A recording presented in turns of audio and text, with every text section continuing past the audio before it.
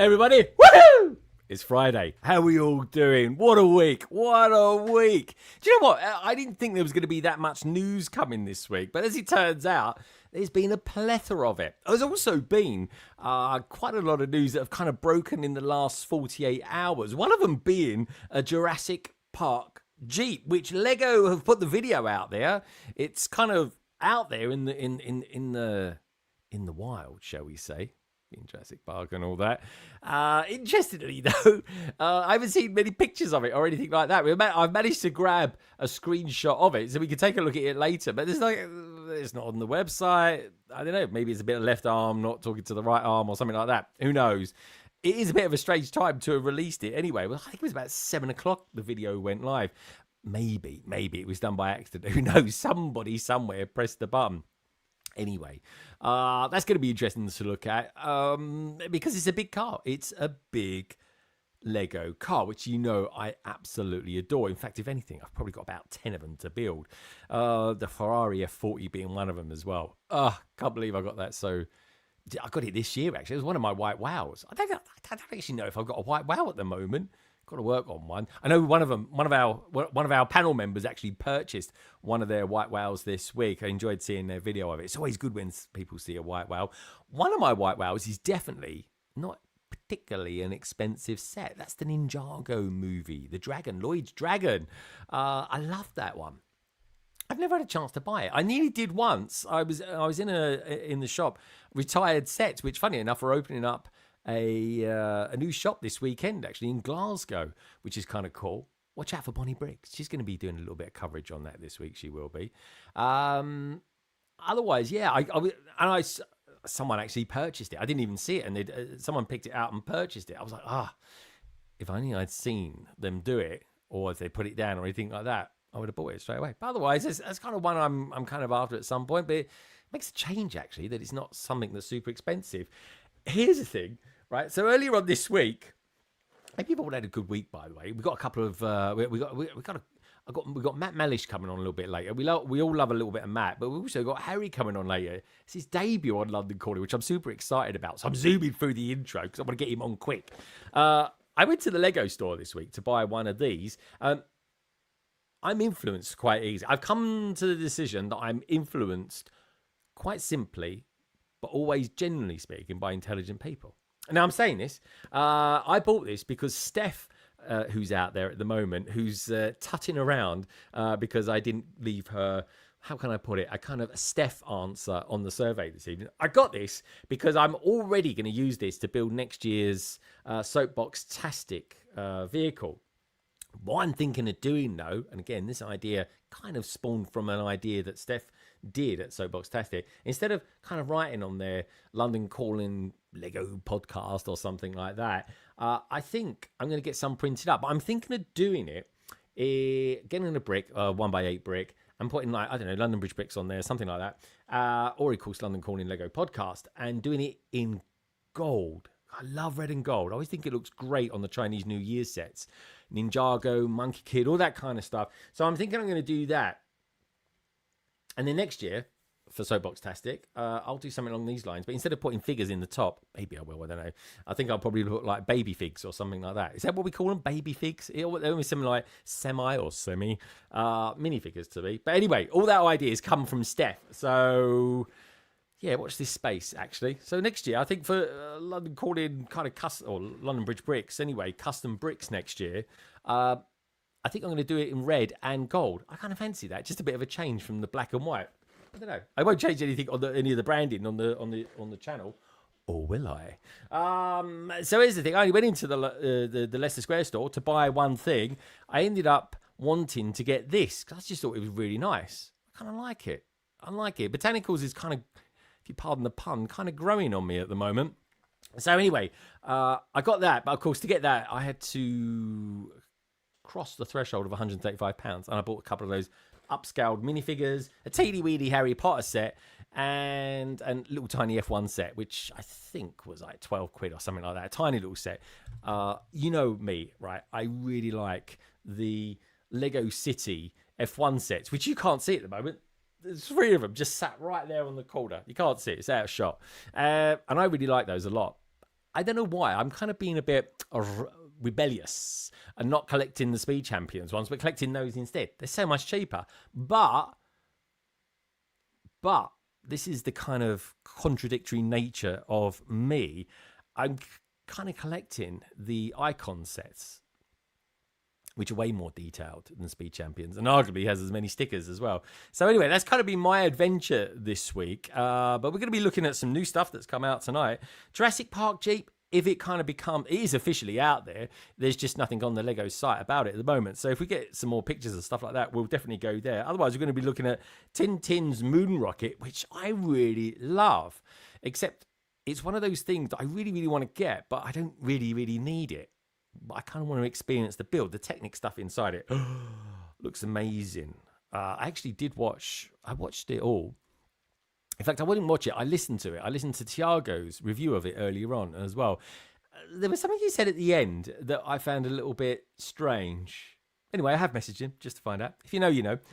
We've got the new we've got Mario as well teased to us for 2027. Mario in 2027. Minifigs. We've wanted them since day one. So we take... Again, there's not really much to look at on that. It's just a picture. We got Lego Crocs as well. It's more of an official thing out there. I know there's a lot of people out there that don't actually like them. And also as well, we've got the Gum Gum Fruit, which is a new set coming out, kind of reflecting, I think maybe like season 2, oh, it was on season 1 anyway, of One Piece. But season 2 is imminently coming out. It might even be out tonight. I don't know. But anyway, do check out the survey. I've got to refer to my other monitor, actually, to see what the survey is. So have you ever read a Tintin comic or watched the movie? I didn't mention the cartoon, actually. Anyway, both, 34%. Read the comics, 28%. Watched the movie, 10%. Tintin 28%. Yeah, I was just thinking, is this kind of like a bit of a Doctor Who, where it's very UK, European-centric and not really there for the American public? I don't know. But anyway, if you want to watch a really fun review of it, obviously I'd always point you in Tiago's direction, and Jang as well, of course, when it becomes officially available. But check out Wiley Bricks as well. He's done some funny stuff, and I just love the fact that he dresses up as well. It's kind of cool. I think he's got good style, that guy. Of course, good style. What can I say? You lovely lot out there. You guys have got loads of good stuff. So say hello to a few of you out there. Let's get scrolling. We've got Saladscape out there saying hello there. Good to see you, Saladscape. Hope you're all well. Do me a favour. Anybody who's out there who's new to the channel, do me a favour, subscribe. There's a lot of people that tune in to my channel, whether you're watching videos, shorts, or live streams, and you just kind of sit there dwelling in the background. Do me a favour. Hit the subscribe button. And thanks as well to everybody who listens to this back on Apple Podcasts. You guys rock. 150 downloads last week. I always appreciate that. The first night, there's normally 50 goes out on the Saturday. It's only out for a couple of hours, and already so many people will be watching that and listening to it. I always appreciate it. I'm always surprised, actually, how good it is listening back to it. It is the only section that people don't get that you get on the live is the kind of brick picks section. I just don't see the point of something so visual, even though it is quite a visually looking podcast. But that particular part is the only section that I do cut out. And like I said last week, if you guys are interested in ever me just leaving that in there, do let me know. But it does cut out quite a bit of the stream, which is kind of good because it shortens down the file, which means I can push out a more high quality kind of MP3 file. Not that I think it matters anyway. I think somehow probably Apple, Amazon and Spotify kind of equalize it all out. But anyway, let me know if you ever do. Otherwise, I'll just continue with chopping that bit out. That's all. It's normally about, on average, about 20 minutes cut out. If you ever noticed, that is, of course. Anyway, I want to say hello as well to Karen Lorraine 4413. Karen Lorraine, good to see you out there as always. Who else we got out there? Polar Bricks as well. We're going to get a load of updates tonight from Martin. The heats are started, the rounds. I think we're up to around round 5 tonight or something like that. Anyway, the heats are on at the moment, folks. If you know, you know. Brandon's out there as well. Brandon, good to see you. I've seen you in some other streams this week as well, and people say, "Hi, Brandon, how you doing?" And like, they try and say the rest of your name. You might want to shorten it down a little bit. I don't know. But anyway, that's why I call you Brandon, because I get it out, so to speak. Slabby Cabe's out there as well. Good to see you as well, my friend. It's great to see you all, actually. I'm super happy you lot are here. Minifig Nick's out there as well. Evening all, he's saying. Good to see you, my friend. I hope you've had a top week. I hope all you guys have had some seriously good adventures. I definitely want to know what you lot out there think about some of these new sets that have been revealed this week. It's been really nice as well. And the designer, absolutely such a sweetheart, isn't she? The designer behind the Tintin. I honestly, a load of us were chatting about it earlier on this week, and we all agreed that's like one of the best presentations we've seen for a long time from Lego designers. Justin Ramsden's normally got it kind of nipped right in the bud. He's perfect. But of course, he's doing all the Lego house stuff now. Hi, says Chad. Came here just after the usual start time and was worried there won't be a show today. Glad to see you still on. Yeah, mate. Well, you lot have changed all your times out there in America. So the times are all a little bit different. So we're coming on a little bit later in the day. So instead of being 2:30 East Coast time with 3:30, that will be the same next week as well. And then the week after that, it all returns to normal because the UK changes its time as well. Spring forward, fall back. You know how it goes, folks. Get used to it after about 50 years. There she is. I think Greg's did this on purpose now. None of the options apply to me. I've seen the Tintin cartoon series. Sorry, Steph. What can I say? What do you think of the London bus that I bought? Anyway, Brandon's saying, I just wish the channel has a Discord as I share photos with me and Yoshi in Universal Studios. We do. There is a Discord for the members. There is a Discord for the Greater London members. There's a Discord. I can't be honest. I don't really use it that often, only because you'll find me everywhere else, and I think everybody else is everywhere else as well. But Brandon, honestly, just email them to me at londonbridgebricks@gmail.com. It's as easy as that. It really is. Who else we got out there as well? I saw KO out there. KO's out there. Good to see you, my friend. Get Cooped is out there too. Slam's out there. He's still there. Hey, guys, says Brandon as well. Mayo's out there as well. Red and gold go good together. I think so as well, my friend. I think so as well. Honestly, as well. I got to be honest. I got a lot of red going on. I don't. You think I would have learned from last week? It looked like I was like, I don't know, having a bit of a heat flush last week. I was so red, but a lot of it is just this light bouncing off me as well. What else we got out there? Who else did I see? I didn't see Christopher. Where there's Chad, there's normally a Christopher as well. It represents my 3 interests: Lego, Universal, and Disney. Oh, that sounds good. 3 interests, liking that. I've got a few interests on at the moment, so especially West Ham United. What can I say? Brick Space 9's out there as well. Spring forward, autumn back. Yeah, I know, but you know, the American in me will always say fall back, I'm afraid. But yeah, I do like autumn. Plus, fall's a lot easier to spell than autumn. It really is. KK must be out there. Oh, KK, I've got a mission for you. I have a request. But I'll be messaging you probably over the weekend. Something like that. I've got a little mission for you. Right, let's get some people on, shall we? First of all, let's get this guy is so excited at the moment. He woke up this morning, and I think he wakes up quite excited generally anyway, as is the rule of thumb. But today, oh my word, he was like super excited. He is, of course, my good friend, Mr. Minifig Who himself, Gaz. Hello, Gaz. Evening. How you doing? Yeah, very good day. How are you? Oh, you've had a very good day, have you? I have had a very good day. It's been very good day to you too, sir. Yeah, very good evening. I doff my hat to yourself. I feel like I've just walked into a Dickens novel or something. A Dickens novel. God blame, governor. Yeah. God blame, governor. Good day to you, sir. Good day. No, good stuff. All right, we're gonna chat a little bit about Doctor Who later. Why not? Okay. It sounds like it's a good day to do it. So, it's a good day to do it. Yeah, it's a nice surprise, I think, for everyone. We actually got a Doctor Who episode that's absolutely wonderful that everyone's going to like. Two. Oh, we've got two. Yeah. We've got two, and it's about 60 years old, so it just shows you how good it was even 60 years ago. Yeah. Anyway, we'll be chatting about that. Yeah. Well, so you could see the excitement bubbling up from him. Who should we get on next? I'll tell you who we get on next. We get on the man. How can I put him? He's like the manny with the fanny. He is, of course, our good friend, Martani. Like it. I like it. Martin's done a Gaz. But he's done a Gaz. We can't hear you. We can't hear you. There we go. Apologies. There we go. I feel like I should have the fan now, and you should. Well, there we go. Yeah, you must have one of those fans, surely. No, I've got an electric one somewhere. Oh yeah, that doesn't quite have the same thing. You can't do the whipping sound, can you? It's got a clicky. It's got a positional head, so it does click when you move it position. But... It's got a positional head. That is such a Gaz quote. Yeah. That is. We're talking about beautiful fans, flamboyant fans, and Gaz is like, I've got one with a mechanical head. It oscillates. Yeah. Oh, it doesn't oscillate. It's not that. It's not that. I wonder you ain't got one in the shape of a Dalek. Yeah, I bet he has. He just won't admit it. He totally has. I bet he's even got curtains in his bedroom of Daleks or something like that. Yeah. I think if I did, I would probably be sleeping on the road or in the car. Oh, do they do curtains, which is basically the TARDIS doors? You just. I think you probably can get some action.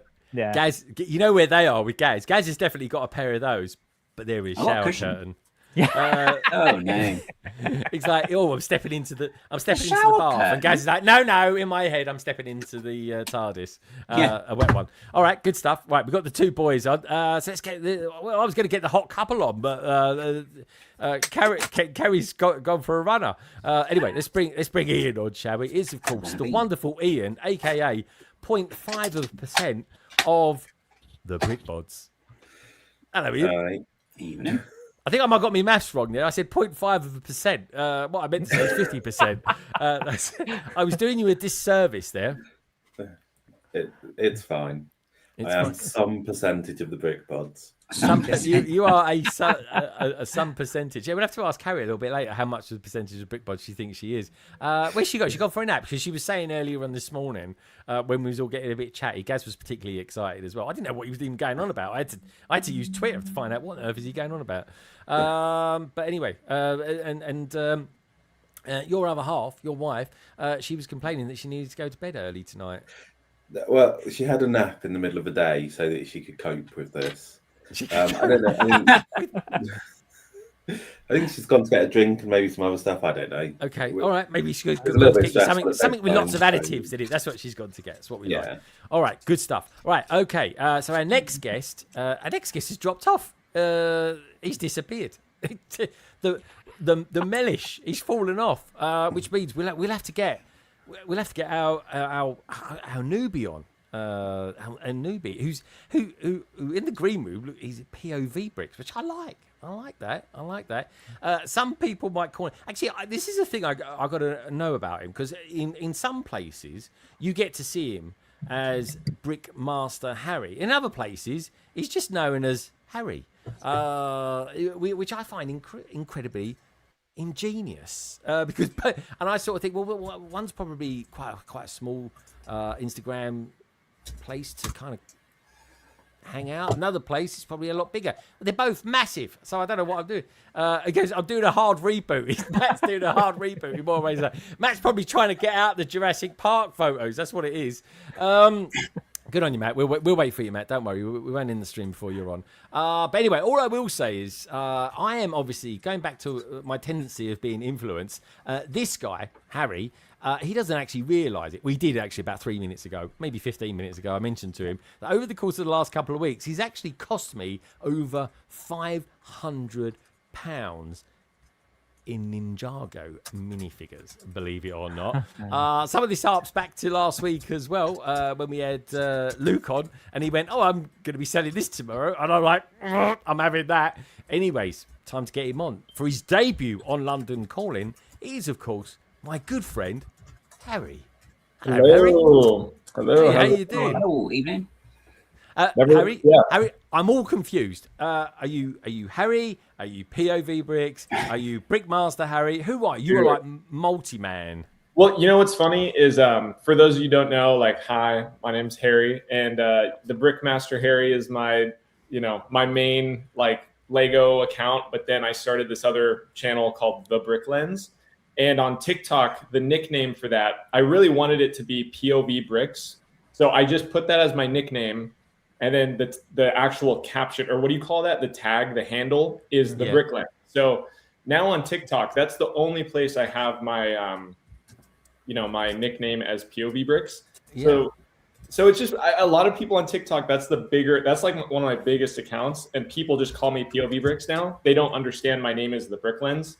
And then, so now I'm just everything. I have like 5 names, but you can hell. All right, don't do a rebrand anytime soon. That's all I say. It's blimey. So let me get this right. So we'll refer to the person wearing the cap in this stream tonight on London Calling as Harry. Okay, yeah. Otherwise known as POV, otherwise known as Brick Lens. So okay, let's start with the Brick Lens thing then. Is that because you're wearing like the Ray-Ban glasses? Is that what that's all about? That's what that's all about. When I started posting the meta content, I was one of there was some people doing it, like shout out to Whoppy Bricks. I don't know if you're familiar with him. He'll go out, he owns a store called Whoppy Bricks. He buys like hundreds of thousands of dollars of collections from people. Really? Yeah. He's a guy that jumps on the plane and just goes, you see right at the beginning, that does the what's that? 200,000, yeah, done. No. And then it's like bomb, and then it's like, oh, it's called the hook. It's the hook, Harry. It's the hook. Right. Yeah. So, anyways, I started making some content, and I just thought, what am I calling it? I want it to be pretty broad so people can hop on, and like non-Ninjago, non-Lego fans. So, the Brick Lens, just my little caption or my bio is Lego through my point of view, Lego moments in my point of view. So. Right. That's how that started, and it's doing well. But I'm shocked. I did not know that I made you spend that much or influenced. I didn't have any idea I influenced you like that. Dude, I am easily influenced. Like, I really am. Like, I tell you, who makes me spend lots of money? Well, I was going to say Matt Mellish does, but Matt Mellish is, I don't know what's going on. He's jumping in, he's jumping out. He's got Wi-Fi issues. His computer's rebooting. He's got some nice hair, though. That's all that matters. He's got really thick hair tonight. I think Roger Federer meets YouTuber for Lego content. That's him, or Twitcher. Actually, I should say he's a bit more of a Twitcher. But all so here's the thing, right? So a few weeks ago, you brought out a video, and it was about Lloyd Possessed. Oh yeah. And I was like, Lloyd Possessed. I can't believe it. That Lloyd Possessed is that expensive. Anyway, so I thought I'm going to go out and buy one. So I did, but I didn't stop there, because then another in that same video, I think it was the same video anyway, because you got a thing about Ninjago, Harry, and we're going to definitely be going down that avenue. I saw this one, and this one is a beauty, right? This one is so, I did not know about this one until very recently from your video, by the way, and it's Akita. Oh, I just posted that today. I haven't seen her in person until, I think it was yesterday. Like, that's the only time I've seen her. She is a crazy fig. Well, if it wasn't for you, I wouldn't have seen that one. Because I tell you why. Because I went to the Bricklink store, I picked this up, and I thought, let's have a little look. Let's see what they got. Let's see what else they've got in there. And I saw this one, and I was like, I had seen that one before. So anyway, so I did some research on it. Very expensive. Dude, this is years ahead of its time. This figure, it's absolutely years ahead of its time. Keep on that, crazy. So these two figures in the UK, right? These two figures they're about £100 each. They were, and that's how much they were up for. So I said to the guy, I said, I'll take both of them off you. but I'll offer you a little bit less than 200. Can you do us a deal? And he said, yeah. So he did me a deal. He did something like I got it for 175 in the end. Oh, so, nice. So it was good. It was a good little deal. But straight away, Harry's just cost me £200. Or pretty much £200 because you bump up the postage. So tell us a little bit about your fascination with Ninjago, because I have noticed recently in the last year, I'm thinking maybe less so much you, because you've always I always feel as though you've been associated with Ninjago, and even the old Ninjago stuff. But people like Danny Bob Studios and people like that have always been Star Wars, Star Wars, Star Wars. Even she now is moving to a more colourful Ninjago kind of thing. So tell us about your love for Ninjago. I'm intrigued. Tell us a little bit about your story there. Well, that's nice of you to say. It's really interesting because I grew up with it. You know, I'm 25, so I was 11 or 10 when it first came out in 2011, basically. So I remember, I watched all the original stuff and I had all the original sets up until 2014. So that's 3 years of Ninjago. And then, I hit my dark age. But from that point, fell out of Lego, and then I got back in with Star Wars. But I would say, to answer that question first, is like, I definitely got back into Ninjago it was like right after my wedding. Funny story is, like right before my wedding in November, on November 30th last year, November 30th, right? Basically the end of the month. I got from the Lego Ambassador Network, the Old Town Lego set, the big. Nice. So I get some Ninjago sets here and there, and I knew it was 15th anniversary, and I saw some sets in Denmark. I got to experience their fan media days last year. Brilliant. And, I knew there was some cool stuff coming out, but like, I still was like last year, I really spent a lot of time, not even into Star Wars, like just mostly exploring the old Lego themes that I loved. I don't know if all of you are fans, but even adventurers from, the 1999 to onward, or like power miners, aqua raiders, stuff like that. So the original Lego themes, because Star Wars was just kind of falling off a bit. But of course, the Death Star came out, had some fun times with that. But yeah, once I got the Old Town set right before my wedding, I was like, that is a big set. And I had never seen photos of it. That was like a little before it came out. So I just remembered, okay, like when I come back from my wedding, I got some work to do. And building that set really, honestly, excuse my language, but pissed me off, because I was like, I don't understand anything in this set. There's like references to every section of the show, as I'm sure all of you can imagine. It's just so hard to, wait, this person died, now they're a ghost, Lloyd is possessed by someone. Who's this girl who can turn into a fox? So I watched a little timeline video of what I missed for an hour while building that. And it's like, you know what, this is a lot. It seems very interesting, way more than I remember.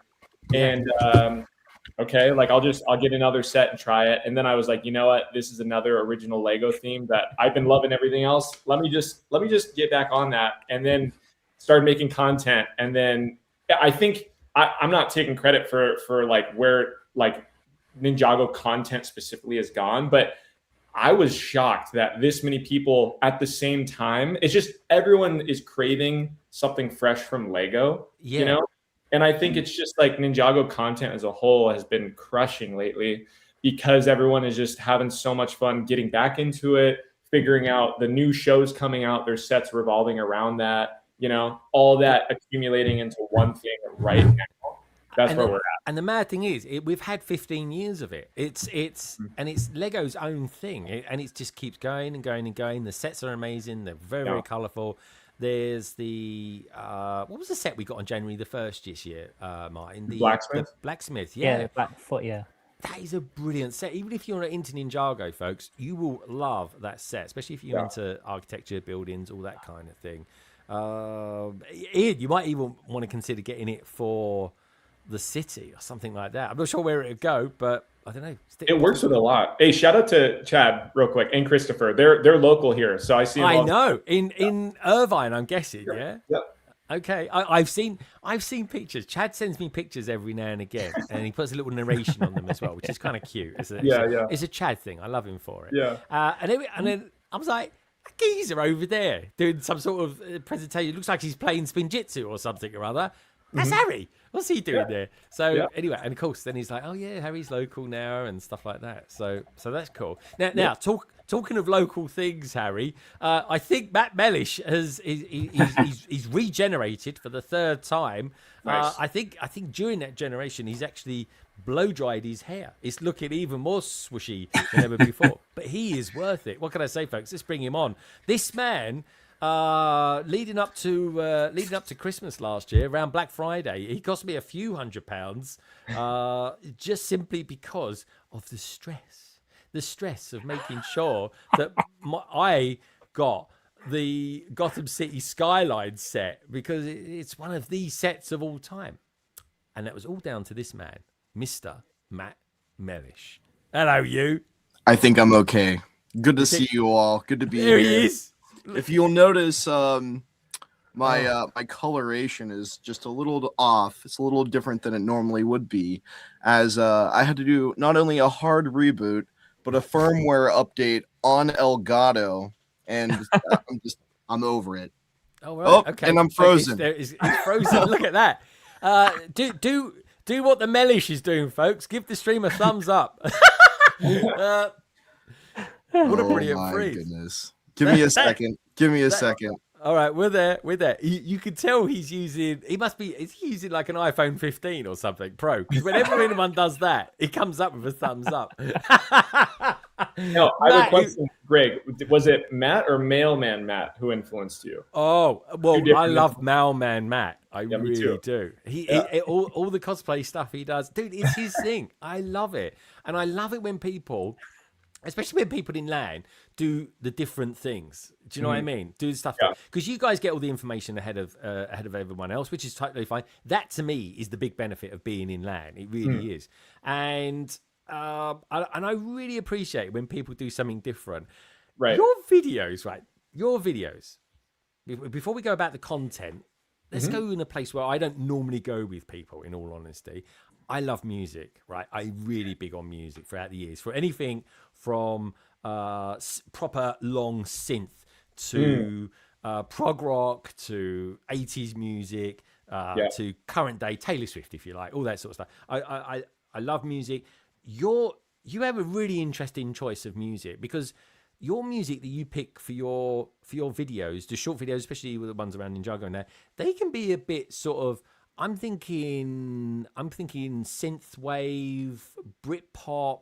They're the 90s sort of stuff going on. It's called Tell me house about that. music. I'm not sure if we call it the same thing, but house music and then rally house. Yep. So it's interesting because rally house is more of that car show type of. Yeah. I figured that out, but I've experimented with a lot. So those are the stuff that does best for me.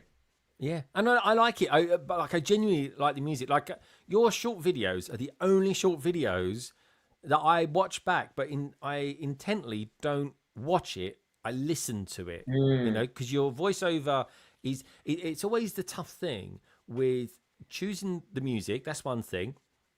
Choosing what you're going to say, blending them together, and one not overdoing the other, so to speak. You know? I know you're really into filmmaking, if you like. Content creation. Creation. The actual creation side of it, maybe the algorithm around it as well. But you do have a style, and I like your style. Thank you. I learned a lot from you because you got interviewed by Shy Time Is My Time on Sitting on the Stoop. That interview, you and him, and I recommend everyone does this as well, folks. So shout out to Shy Time Is My Time. He's probably he might even be listening to this at the moment, pretending he's working from home. He does that. I learned so much from listening to that, because yours was about the craft of making the video and how it works and getting your style. And you have a particular style where you're kind of like sort of holding a camera and you just point it into a corner. And with some sort of grey background or something going on there. That's my wall right there. And your wall, and it's like, I'm like, that is quite. I'm not saying it's easy content. What I'm saying is, No, I get it. Yeah. you're not. How can I put it? You're not spending an absolute fortune on putting it together. You've got a style, you've got a formula that absolutely works, because your stats are like off the charts. They're amazingly good. But it's just a really kind of nice thing.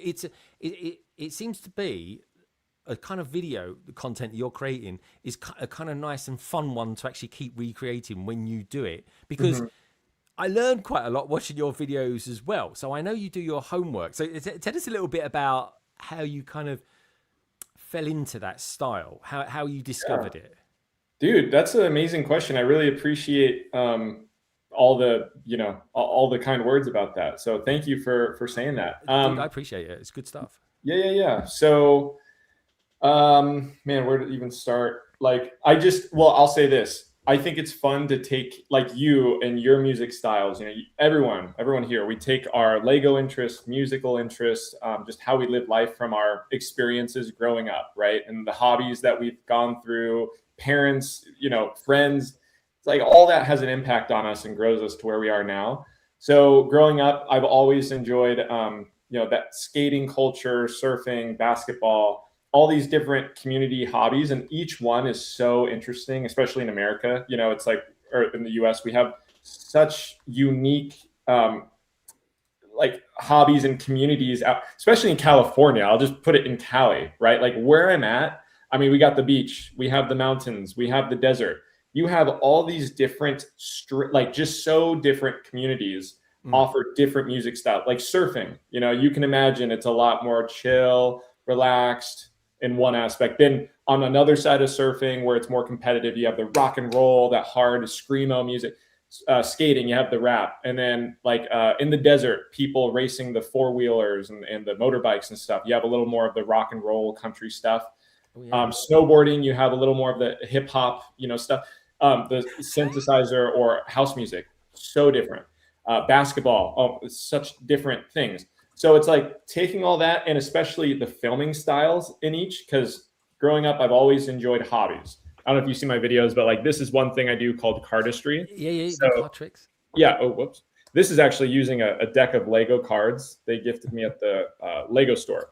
But this is where you can shuffle cards in a cool way. And so growing up, it's kind of an art in itself, but you can make little videos around these different shuffles and stuff. And, we call those different edits. And I've learned how to do a lot of editing with my card tricks and syncing them to music and all that. So I would say it's actually cardistry that's affected my videos now, just where it's like the close-up kind of fisheye lens, right up to the camera.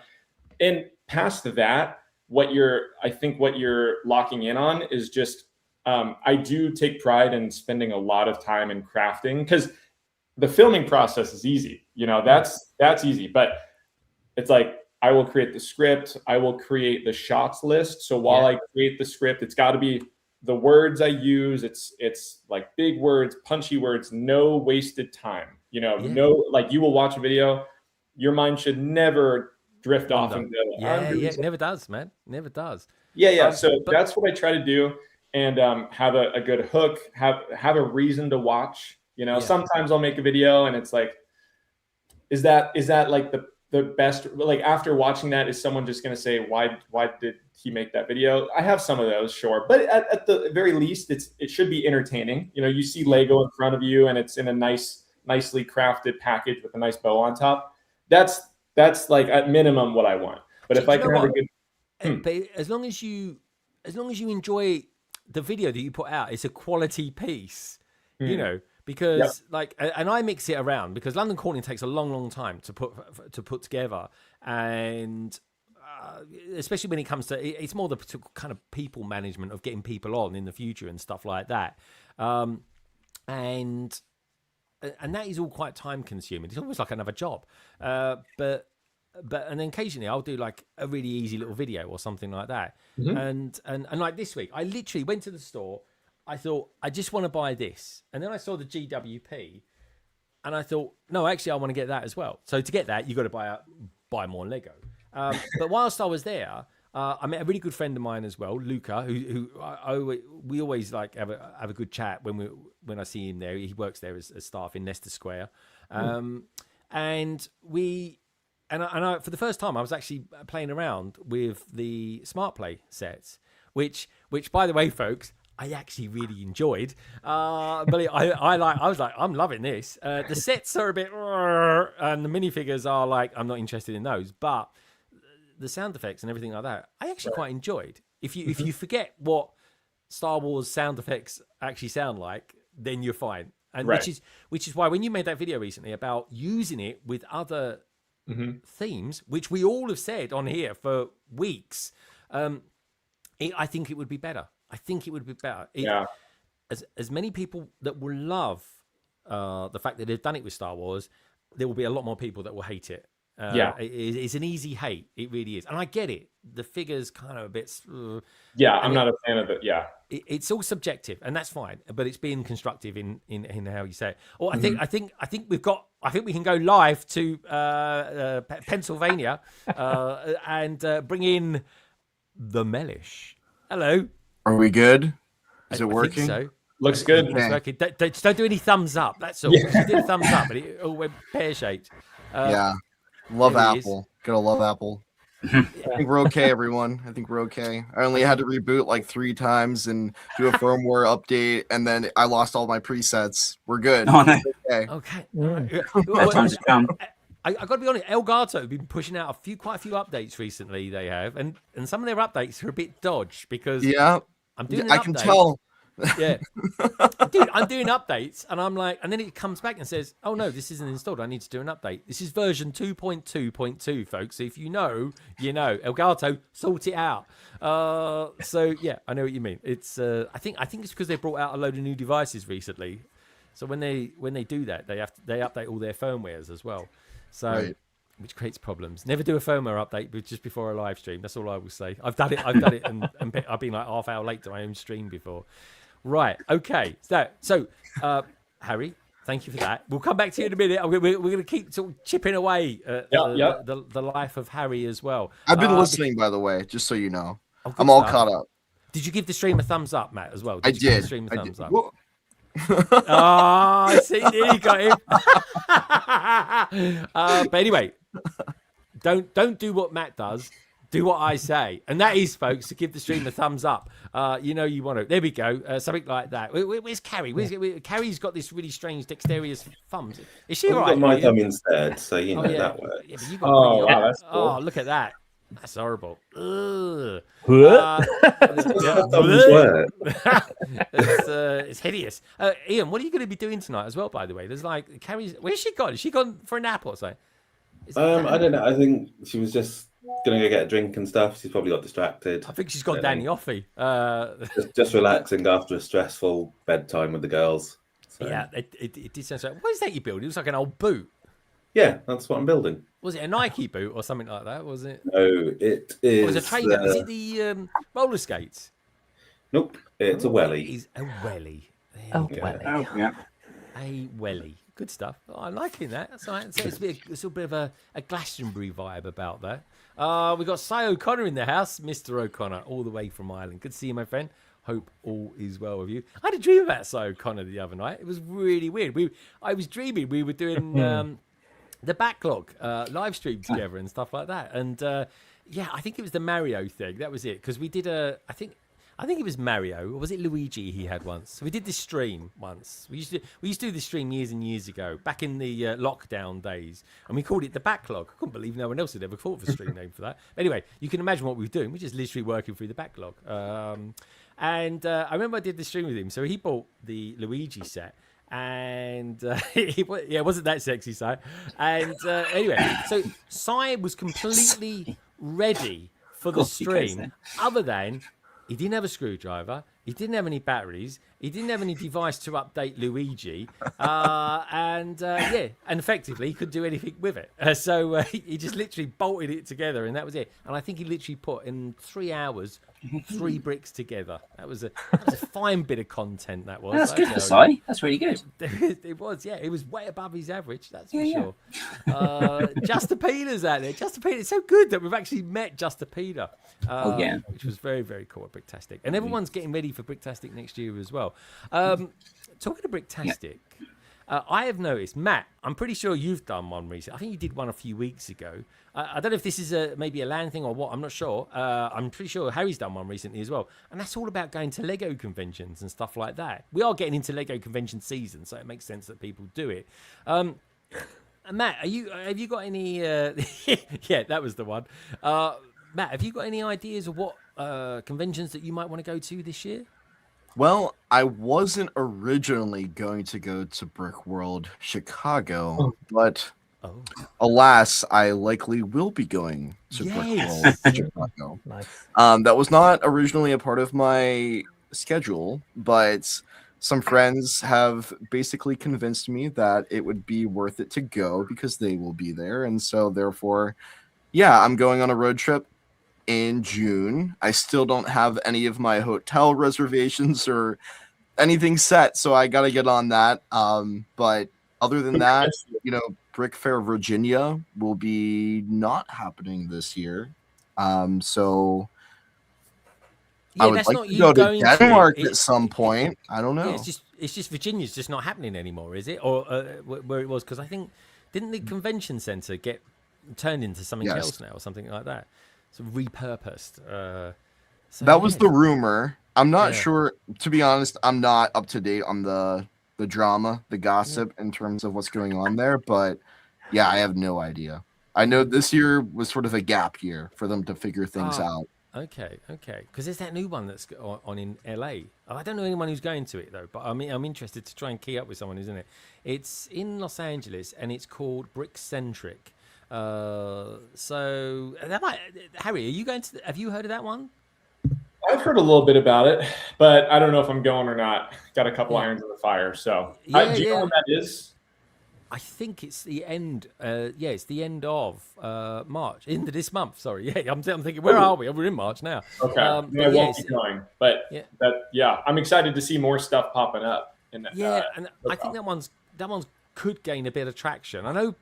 This is a good segue to you again. Actually, Bricklink's going to actually be there because obviously they're local.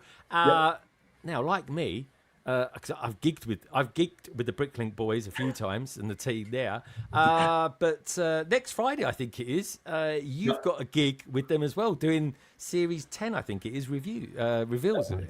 Yeah. That was a newer thing, but I shout out to CPA Full. Geek with him all the time, but that's my guy. So we're gonna host. But I'm taking your role too, right? Because you were on this position before. So yeah. Kind of fun that they're rifling through, getting some new people on, and I respect it. They can't get rid of CPA though. He won't have any of it. He won't. He's there for the long term. That one. I mean, to be fair to CPA, he's a top lad, and it was his idea. He's been amazing. He CPA Full and shout out to Firebird Bricks as well. Like us three guys, Caleb, like we've all kind of grown together. It's been really fun to see, and especially CPA seeing like where he's come. Like we've all grown in our niches. Caleb is more long form. I'm more like short, and CPA is more short, long, but definitely Bricklink. So it's cool to see him like grow along with that and get involved. I love the fact that Bricklink do go out and get different people from different things. I think Danny Bob Studios has done it. Shy was one of the OGs that were doing it as well. And they're a great team. Alex and the team, Steve and stuff like that. And I live 11 minutes from Bricklink headquarters. So, do you? Yeah, I've actually been. And then one of my buddies who worked at a store around me, he just got hired. So now I got some connections over there. Nice, that's it. Yeah, a bit of the old staff discount. Nice, that's it. Just say nice things to Alex. He's easy. No, Alex is a good lad. Actually, he'll be on at some point soon in the future as well. And hopefully, I might get to see him this year if he comes back. I'm hoping every now and again he'll kind of pop back to the UK. A lot of people when they're going over to Billund. They'll drop off in London for a bit and stuff like that. So, and I'll have this random sort of Wednesday or Saturday morning having breakfast with someone in Dude, last year for Fan Media Days, I was flying over with Danny, and our flights got like just screwed over. So then basically we landed in London. It was I couldn't stop around or anything, but we just had to, you know, shoot through the airport and finally make it, you know, and it was wild. But London, very, very nice airport there. Oh, I did. Yeah, yeah. Honestly, you think the airport's great. You want to see the city. But yeah. Honestly, yeah. If you ever come over, stop by, man. There's a place I always seem to take people there. It's Bill's Restaurant in Soho, which sounds really shady, but it's not. Did you eat there with Gene and Danny one time? That's it. Yeah, yeah. When they came over, Alex and I have had breakfast in there. Okay. Even the head of Brick and Gaz, me and Gaz were in there last year with who? Gaz. We saw Liz, wasn't it? We saw Liz. When Liz was over, yeah. So you know, it's just Lovely a really Liz. cool place. Lego Oh, Team lovely B Liz. just a few weeks ago. So yeah, it's just a really cool place. Massive menu, and you know, it fills you up quite nicely as well, which is lovely. So yeah. So anyway, so Matt, you've been on longer than 5 minutes, which is great. So, Yeah, and I've finally adjusted my color to where I'm okay with it. But exactly, I'm you don't still look like you tweaking. got sunburnt anymore. I'm so still that's good. tweaking. There we go. It's all those gamma rays, man. It's all those gamma rays from TikTok. Is that who you're going to go with? Anyway, if you is it? Are you going to be going over with your TikTok friends? Is that what that's going to be about? Yeah, yeah. To Brick World? Yeah. Your Me, TikTok Cool team. Guy Dom, Ethan the Artisan, the boys. I thought Dom said he wasn't going to go either. So who Well, convinced you? I may have convinced Dom. That's all I'm saying. You should still go there. It's nice seeing you all there because I remember years ago, people would be there and they're like, "Oh yeah, it's just YouTubers. That's it. Everyone, YouTubers going." Right. And then all of a sudden, it was like, "Oh yeah, the big people. Yeah, we're the Instagram fans." And then the old TikToks came online, and it was really cool to see all these niches. So London Calling, to a certain degree, kind of started off with being. I don't know, predominantly Mao on YouTube, and now it's kind of a bit of everything from all sorts of backgrounds and cultures and platforms and stuff like that now, and it just shows you over the years how everything has changed, and London Calling is kind of like a good segue or segment of what the actual community is doing at that very Absolutely. moment in time. This is a great platform to bring it all together. Yeah, man, I love all that. I love it. I really do. I don't know. I'm still concerned about Carrie though. Ian, any news from Carrie? Is she set? I don't know. Is she in the freezer or something? What's May going have fallen asleep. I She should probably may go have fallen check. I think it's one of those days. It's one of those days for everyone. Yeah, I don't know. She messaged me at 8 o'clock this morning saying I'm going to need an early night tonight or something like that. I was like, blimey, 10 minutes into the stream, you can't go. Anyway, check on her, Ian. Make sure she's right. Grab yourself something to eat as well while you're there. But yeah, let's go around the panel and see how our peeps are. Anyway, Gaz, how's your week been? Have you been up to much on Lego? Because I didn't get any notifications this week to say that you were live streaming. I did hear a lot from you when you heard that there's this rediscovered Doctor Who movie that's coming out. Yeah, so this week I did been trying to sort out through all my Lego. Saturday I moved everything, all my bricks, into the kitchen to do it because I thought I'm not going to do it here because I just get easily distracted. So I did it in the kitchen, so it was a bit more. I have to get it done because there's no kitchen now. So I completely trashed that. And then I accidentally stayed up till 4 o'clock in the morning doing it. No, guys. so Sunday it was a bit wiped out. Then I had no energy. I think I slept about at least 6 times in the day, so that was quite fun. Guys, you should have got in touch with Martin. Say, Martin, how do you cope with this sort of thing? Well, but you know, you sort of get so far involved in stuff, and you just like, I'll keep going. I'll just do this one a little bit more. I'll just do this one a little bit more, and then it was like, oh, it's 3 o'clock. I should probably start tidying up a bit. I think it probably took me an hour then just to get everything packed away and brought back up here.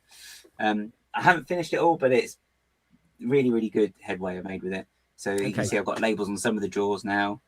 It looks good, man. Kind of I was thinking out. for these Alex drawers down here, I was thinking of maybe getting like an 8x8 white plate and then I think Brixie does it actually, and he just sort of just puts on the plate what is actually in the drawers. I was thinking of maybe doing that. Harry, have you got like a big collection of loose Lego that you kind of organize in a particular way, or are you kind of more of a sets man? Dude, Yeah, no, I practice safe sets, but not pieces. Oh, safe sets. I like that. No, but for real, definitely take more care of the sets than I do pieces. I could care less about, because I used to build more, but now it's like, you know, I just want to create events or make videos and stuff. So it's all about that. Organization. You'll come back to that at some point. I don't know, man. I don't know. It's when nieces and nephews are good for that. Yeah, I'm just saying. Yeah, I don't have any right now, but my wife, actually, we work together now. So she's like, if she's not editing or making a vid herself, she's like, do you have anything else you want me to do? And I'm like, you could sort my giant bin of Lego. And she says that. Well, who's the boss? Who's the boss of the? Oh no, I mean, she's the boss around the house and the marriage, but when it comes to like content and stuff, I will let her know if I need some help. But she's great. Like, she's been able to, you know, appear in way more videos and stuff, and we do this together now. So I was gonna say, so Brittany's your wife, yeah? Yep, and that's it. And I can't help but notice as the weeks have gone on since you've got married, Brittany's been kind of appearing in them more often. And now she's getting involved in the voiceover work and all sorts of things. So in one video she did, but now she has her own channel on TikTok. I mean, shout out to her. It's not Lego, but it's a lot of like, well, funny thing is, I don't mean to go on another topic from go. Tangents are our, you know, we're very good at tangents, so don't worry about that. Well, real quick, I'll just say, you know, it's funny because on TikTok for the brick lens stuff, POV bricks, all the same thing. Like, you know, we've grown a following, and it's a lot of her. You know, she is kind of the one in the frame. I'm behind. I'm wearing the glasses, so like she'll get recognized way more than me or whatnot because she is that. And so now she has her own channel, and she really wants to like reach out to the girlies, not even Lego, just be a girly, you know, like here's my makeup routine, here's what I eat in the day, stuff like that. Yeah. But all of her followers, she's grown like 50,000 followers. They're all these kind of teenage guys who follow me on the Brick Lens, you know, and everyone's commenting like stuff about, oh, you guys are so cool, or we love your husband, or, you know, she's trying to get the girls, but she just has a bunch of the, you know, the guys, which is great. It's just funny because she can't break out because everyone wants to see more of her side. Because it's like she'll film her side of being the wife of a full-time Lego content creator. What is that? Yeah. Like, why does he have all of his pieces in this big box? Why did he just dump it on the carpet? You know, what is he doing in my day? Yeah, that's fun. It's fun. That's a very confused algorithm for sure. Yeah, but it will, like, I'll post a vid and then her video will pop up underneath it and everyone's commenting, well, I just saw their vids back to back. So it's a really interesting exploration of how the content algorithm works, you know? But do you find we don't normally talk about algorithms and stuff like that. So this is quite nice. The algorithm, in like something that I always do now. I mean, I think I kind of got it. I got the idea more from you than anyone, I would say. It's that I do a bit of content for YouTube that I can then use as a reel on Instagram, and then I can use it as a video for TikTok. And I don't really give TikTok its own love. I just kind of put stuff on there.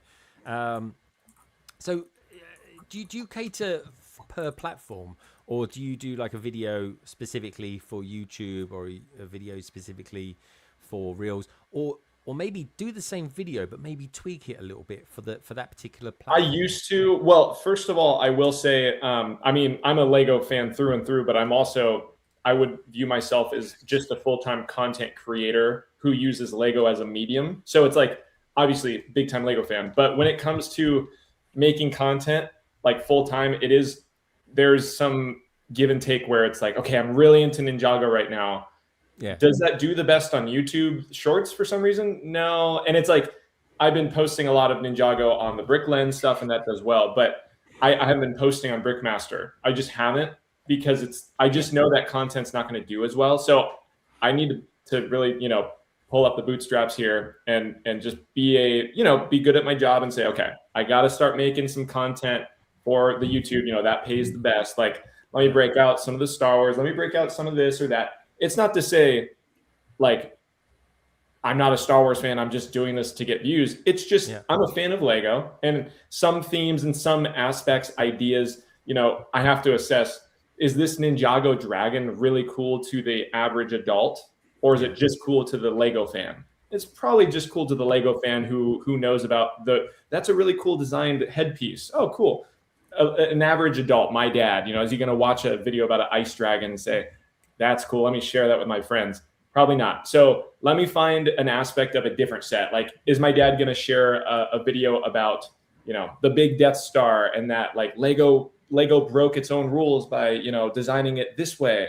That's way more likely to be shared amongst everyone. Yeah. Broad sense than that. So I have to think about stuff like that. That's the most I will cater to platforms, but most often the formats I've found, whether it's POV bricks or the Brickmaster stuff, that typically is designed to do well across all platforms. As you know, I mean, that was a big challenge. That's a challenge in itself to find something that works. So.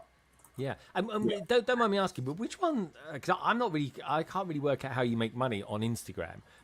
It's just like I signed up to pay Brand my deals. money, pay this into this account, and I've had a few videos go way over 1 million, and I'm like, I've got nothing for this. Well, Instagram, I will say the way I view it is TikTok and YouTube pay, obviously. Instagram does not, and Instagram I'm more just prone. When I post a video, it's up on all platforms. They're designed for all 3 platforms. And then Facebook, actually. So Instagram, I found out through Brickmaster, like once you hit a certain threshold of followers, Facebook has a little program. It's all owned by Meta, Instagram and Facebook. Yeah. So then they'll give you a little invitation and be like, hey, sign up to use Facebook. And if we approve you, you can just keep posting your content on Facebook, and we will pay you this much a month for like the first 3 months or something. Okay. So that was a little incentive they had. And that was the most I got paid through like Meta content. And then Facebook actually does pay if you get accepted in their program, but it's way less than YouTube or TikTok. Yeah.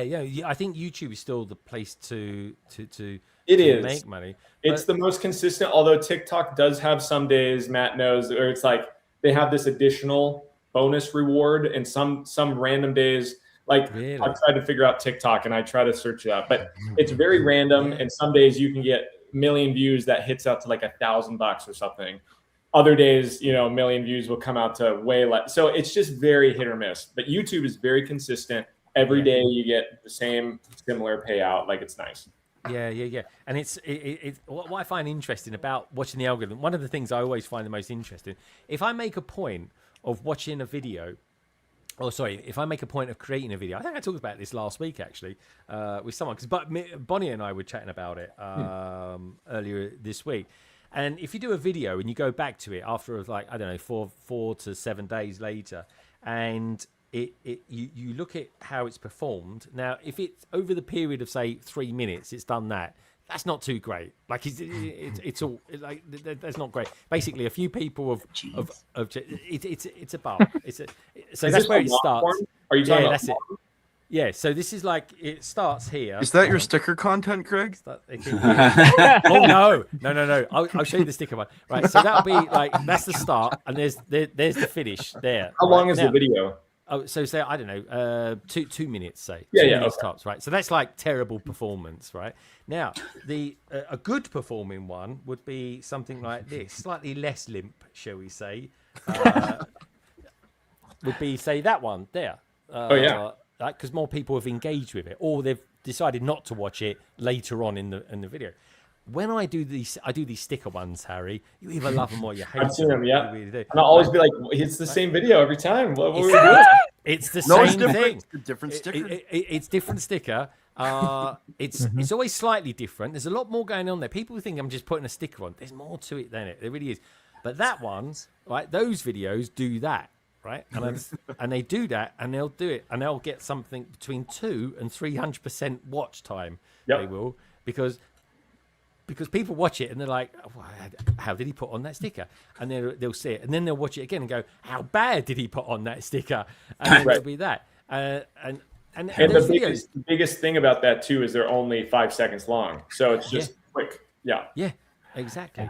I mean, in the real world, they may even be a bit longer than that, and I've had to speed them up. But if I'm doing that, when I do the finger thing at the end, because there's a thing, #finger thing that I do like that, okay. I've got to be either particularly slow or fast. There's a whole skill set to it. And maybe one day I'll just do a parody of my own videos of doing it. But I do enjoy it when people do a parody. But anyway, if you get a long form video, and the long form video kind of, I don't know, goes something like that, that's not too bad. That's pretty good from start to finish. Yeah, that's great. Yeah, if anyone ever bothers to look at their stats, they'll know what I'm talking about. Otherwise, but I do find, going back to the algorithms, that if people, if you do put a thought into a hook and then sort of halfway through another hook, do a bit of a payoff, all that kind of thing, it does genuinely work. It does genuinely work. It is the algorithm. Like, that is what it is. You know.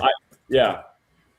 It's a good science. The problem is, the hard part of it is continuously doing it for every single one. Which, well, you know what I found is that if I have a video idea and I'm like, all right, great, you know, I want to make a video about this one aspect in a set.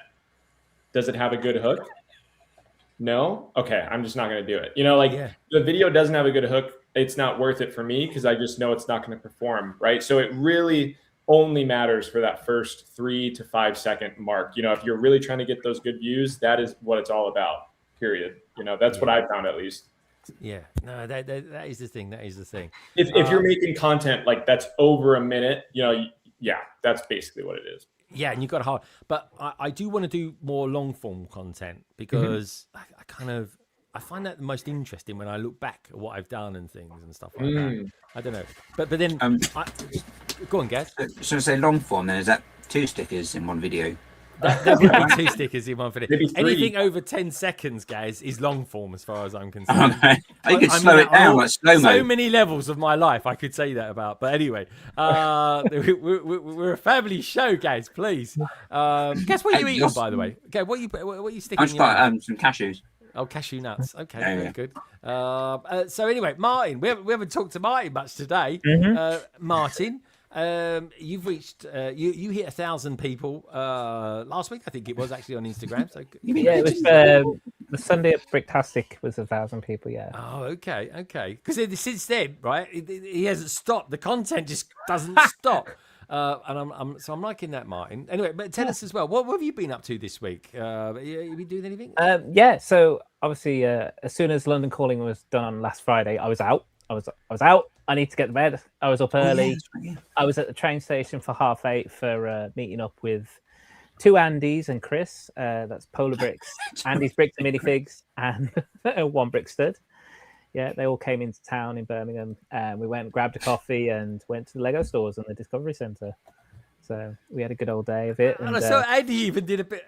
Andy's done like 5 videos. What did you do? Influence him or something like that? Because he decided to do a Lego haul video. That's what we do, isn't it? That's what we're here for, influencing people. We tried to influence Chris to buy the Death Star. He didn't quite grab it. So did he not? He almost did. He had a conversation with one of the staff employees. Was like, this box is a bit dinged, trying to get a discount. Is he really? I'll see if there's another one upstairs. I'll just go get. And he was just like, oh. Run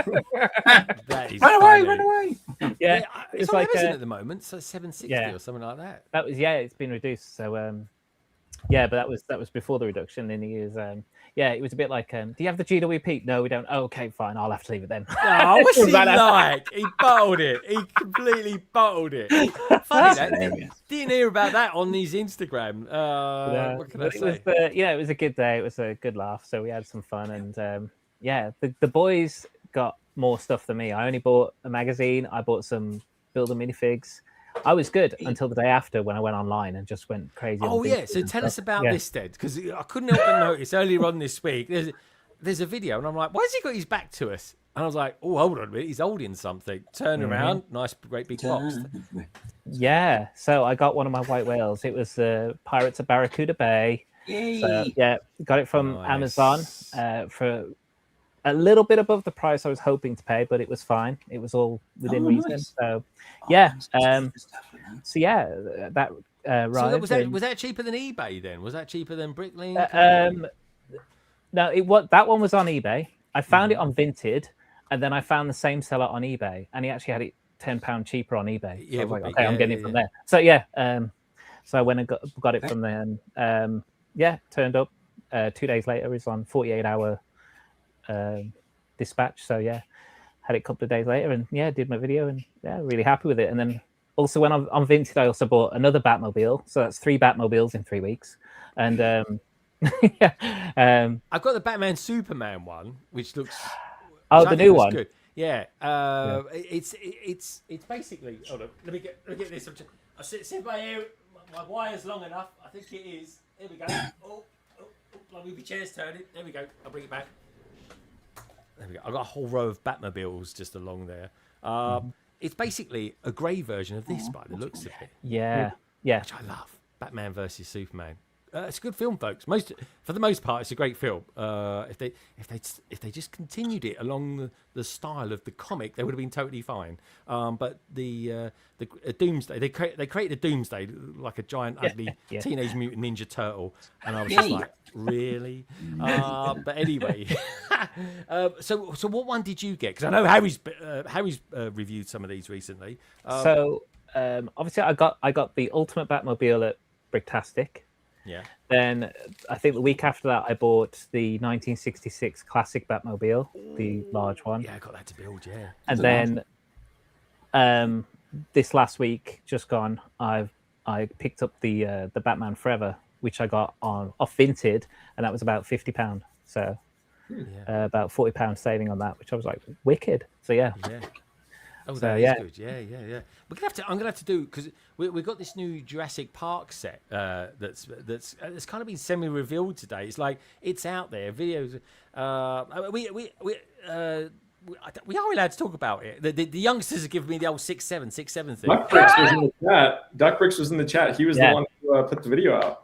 Oh, I know he's straight in there. Duck, what? Duck is leading the way out there. It really is. But anyway, I think I've got a photograph of it. Let me see if I can bring it up. We have the technology, folks. I'm not going to lie. The guy in the background in this video does look a bit like not that Sam Smith.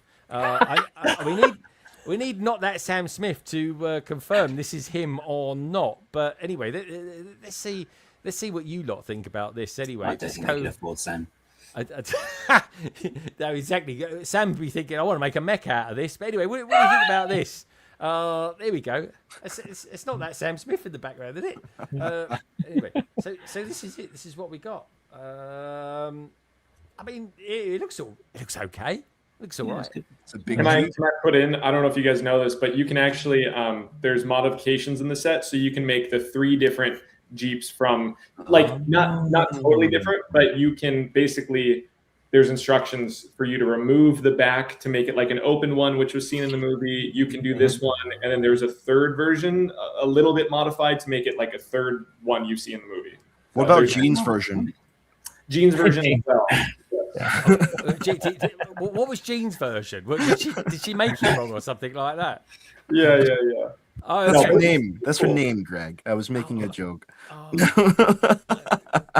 It's just not funny when you've got to explain it, is it? It's just it's the youth. I miss the youth things sometimes. I don't know, like 30 years too late. Bonnie's saying, as a nice dust collector. Honestly, folks, right? Because Bonnie's into her Disney. Stick a couple of eyeballs on the windscreen, right? Just say it's Disney. She's all in. She'd love it. That's all it is. You're like, oh yeah, it's Ka-Chow from Cars or whatever he's called. But anyway, that's it. It looks all right. The cats, look, they use the old paint roller element. It's a handy piece for stuff like that. I think they use it quite a lot. What was the one they used on that tractor set? You know, the really good value tractor one. It's like that was an oar. Yeah, it was an oar with a little U-bend. Yeah. KK built that, didn't he? The night before Bricktastic. There's a sticker there, but at least it's the same colour as the brick itself, which helps. Just say Lego. But yeah, it's. I think it looks all right. I want to do a big car stream soon. And I'm thinking of London Calling, of doing like a build stream for that as well on April the 3rd. Only because I wouldn't mind doing, in all honesty, the Luigi set. I fancy getting a Luigi set, or maybe do some sort of games orientated Lego build. I don't know. There we go. What's she saying? Very nearly peed, Greg. How to crack a good one. I'm trying to say this in Bonnie's Scottish accent in my head.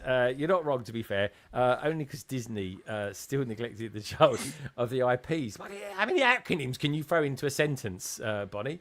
There we go. What can I say? But yeah, it's I think it looks good. But like I say, folks, if you want to find anything out about it, either go over to Lego over on Instagram, who are just running a video, or Duck Bricks, who's in the house as well. Check out his video because he's got everything about it. Otherwise, it's kind of like one of those weird things. You sort of think to yourself, is it actually out yet? Has it come out? Now, something that wasn't out back in the day, last time you was on, Matt, was smart bricks and the smart brick system and all that sort of stuff. So I'm just wondering, what are your thoughts on it? And Harry's as well. But before you guys answer that question, I just want to check that Carrie's okay. Carrie, you all right there? You okay? You hanging in there? Yeah, I'm fine, thank you. I've got snacks. I'm happy. All right, I need to know the snacks. We need to see the snacks, and you know what's coming up after that, don't you? There we go. Oh, Tesco's finest. Oh, yeah, nice this one. I often refer to Ian as being Tesco's finest. Just saying. That's me. There we go. Every little helps. No, exactly. That is Tesco's, isn't it? Is it? No, that's Asda's, isn't it? No, that's Asda price. Ching ching. Oh yeah. Again, another Disney reference, I think. So, what else are you eating? Because you don't just eat crisps. Because you need something sweet. Well, I've not got to go into savoury. Yeah. You got Tzatziki. dips. Oh, what? Tzatziki. All right, I'll take your word for it. What is it? Is it like a minty thing or something or other? I don't know. What is it? Cucumber and creamy stuff. So it is Greek yogurt. That's it. Greek style yogurt. Is it healthy? Cucumber. Is it Yeah. healthy? Yeah, it's really healthy. It's fine. Is it? Yeah. Okay. Do you get It's food like that tasty. in California, Harry? Is it All the time. Greek food. Wonderful. Okay, I like Yeah, it. yeah. I like that. Almonds and stuff like that. Ooh, almonds, yeah. I want to go to California because I want to sample. First of all, I want to go on the beach as well because I think they've got lovely beaches out there, and all the different coffees that they have out there as well. They literally do the most craziest style coffees in the world. You'll love my wife's TikTok. It's like all the time. Just every bit is tried this new coffee, tried this one. You know. Is it? Do you guys like matcha? Yeah, I don't mind matcha. Pretty big in the UK. I don't know. Yeah, we got it, but It's okay. I think you call it mocha. Not the same. Yeah. Okay. I like a flat white. Okay. Do you know what I mean? I'm saying that like authoritative. This is just black coffee in here. It really is. Wow. I like it. You can't hide a bad bean if you've got if it's black coffee. It sounds weird when you say it out loud. But anyway, I tell you what we need to do. Sorry, just before you guys answer the question about the smart bricks and the smart system in general as well. Always interested to know what Matt thinks about that sort of thing. Carrie, Ian, before Carrie falls asleep on us again, Carrie, you know what's coming up. It's time for the scores on the floors.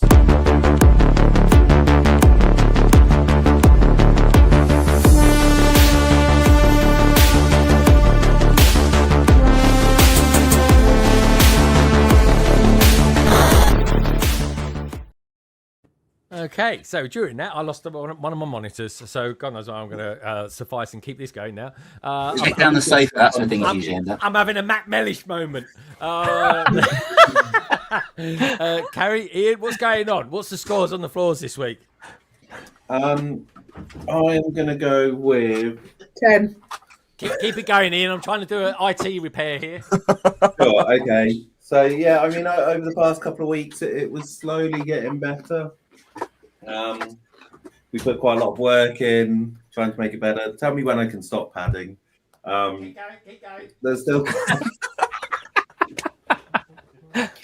I mean, there's stuff on the floor because Yeah. I've been sorting like lots of little pieces, and when they fall on the floor, I don't care and I leave them. there. Yes. We should yeah, start yeah, placing yeah. bets on this. Like we should actually start putting money on what the score is going to Yeah.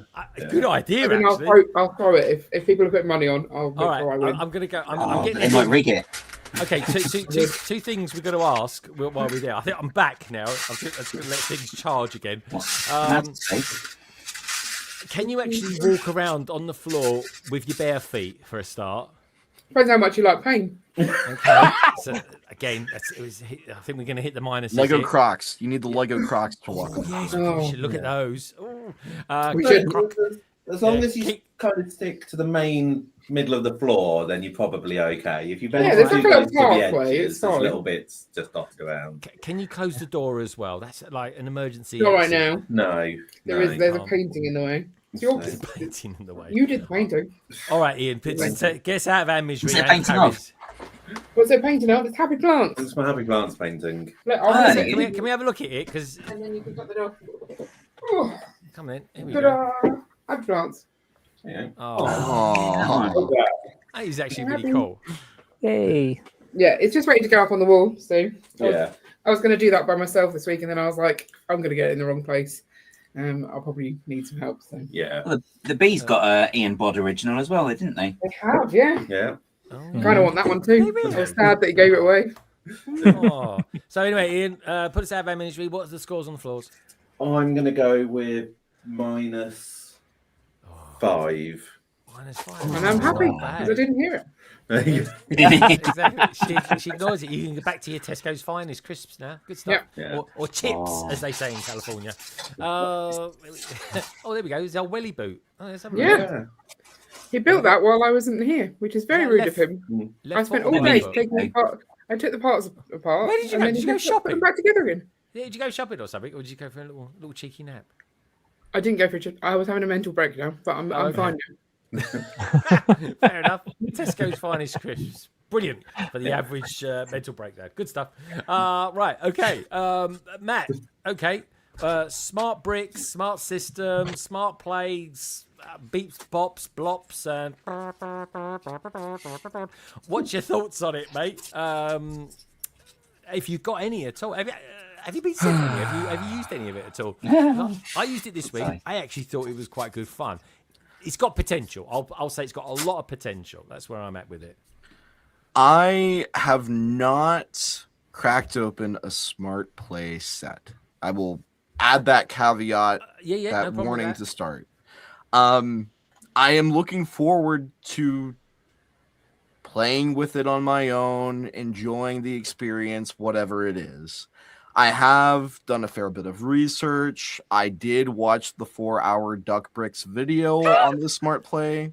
Did you? Did Star Wars you put sets? it on like 1.0? No, Five I or just have speed it or in the something. background. I'm working on other stuff, while I'm editing or, whatever.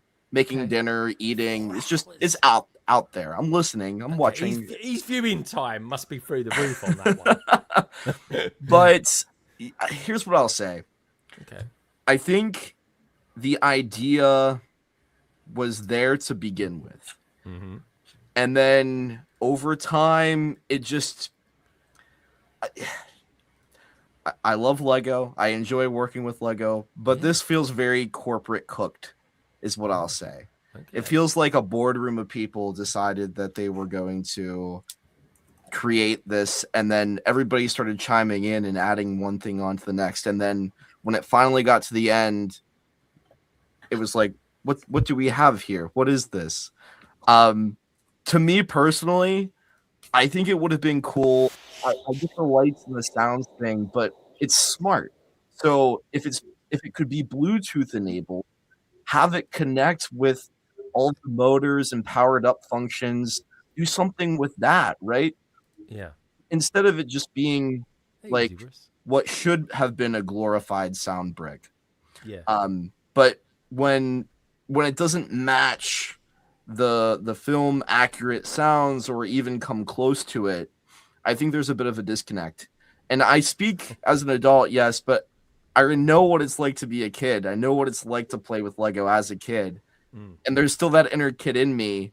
And even as a kid, I loved accuracy. I loved having an accurate set, even if it was meant for play. And no, it's not going to be perfect.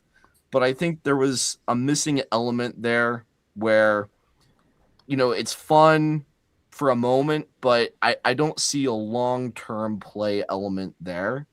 It's fun. I'm curious to see what other themes are able to utilize it.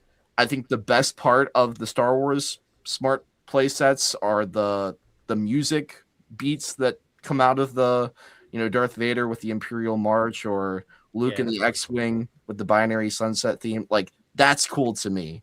But as an adult, even when I'm playing with Lego and, I'm on stream building something, I'll swoosh a set, I'll make a noise, or like I'll, imagine Luke fighting Darth Vader. Yeah. And I can make better sound effects personally. And I enjoy that imagination, that creativity that I'm adding more than I feel like the smart system is providing. And it almost takes away that creative, that storytelling element.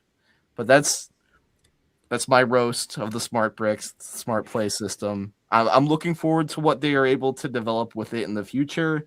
But right now, I feel like it's in a weird spot where it wasn't where it could have been. It wasn't ready, but yet it feels like it was overdone to a certain extent. Yeah, no, I kind of get that. And I think that's a good sense, and that is definitely resonating with people out there in the chat as well. Harry, I don't think you're a million miles off that as well. Let me get my thoughts in. I got some good thoughts, because I actually have bought all the sets here. I mean, they're sitting. You can kind of see them. They're all right there, those boxes. So I've been having. So this is the problem. I'll just say this first. I think Lego, they are marketing this. I don't know why. It's like the worst choice they did was to start it with Star Wars. Yeah. Was I lagged out? I just everything for a second. You were having a Matt moment for a second. Yeah, everyone's having a Matt moment. Matt Manish moment. Okay, you're back. So it's the biggest fandom and one of the more triggered fandoms out there, and it's like, it's just, I mean, I just don't know why they did that. That being said, like, I think exploring with the Smart Brick has been so fun, and just having all the sets, being able to be in this position as a content creator and just buy them, all of them at the same time, build them, and then have all the smart tags and just be like, oh, let me just explore this. Let me explore that. Like, there's things I found about the Smart Brick, like, no one's talking about, where I don't want, because I got videos and stuff coming, but like, it's just, you need the brick and you need all the tiles. Then it opens up possibilities. Because I'm imagining if I didn't have to spend like $500 plus, I mean, probably $650 or $700 to get everything. If I didn't have to, and I could spend that, $200, like, or just buy the tags by themselves. Yeah, buy the tags. It's mockable. It's totally mockable. Yeah. You know what I mean? And like, I want to grab a turbo tank and I want to put two smart bricks, one in the back, one in the front, and I want to put smart tags that have a rumbling noise, while you rotate it, and then I'm going to make a little feature that you do something and a gun raises up, or a satellite, and then the smart brick will activate. Like, that's what it is, right? And that's what it should be for, but it's just they're not doing that. So that's their problem. But the actual brick itself, like you said, Matt, I think exploring everything that it can do, like some of these tiles or smart tags in the Star Wars sets are actually pretty fascinating. And it's like, oh, dang, the smart brick is being underutilized here, because it's like, tilting it this way, what I don't want to spoil too much for things I got coming up, but it's like, there are certain things that happen and are activated by specific moments. And it's like, they can do that. So then why can't they make a feature like this? Why can't, they should do this. Oh, they should do that. And now it's like, it's too undercooked, is my opinion, where Star Wars is being underutilized. And even at the Las Vegas show they did for all these people, they showed something, the most interesting thing I've seen a smart brick can do. They put like 5 Lego ducks next to each other, and they put like 5 smart bricks on them. And then they were racing them up to like a certain smart brick.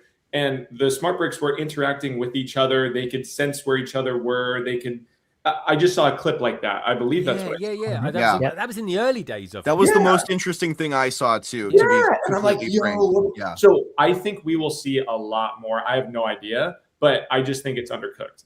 You lost me when I wanted a turbo tank. I'm not saying this turbo tank. I'm just saying a turbo tank. Like 2007, 2005, 2006.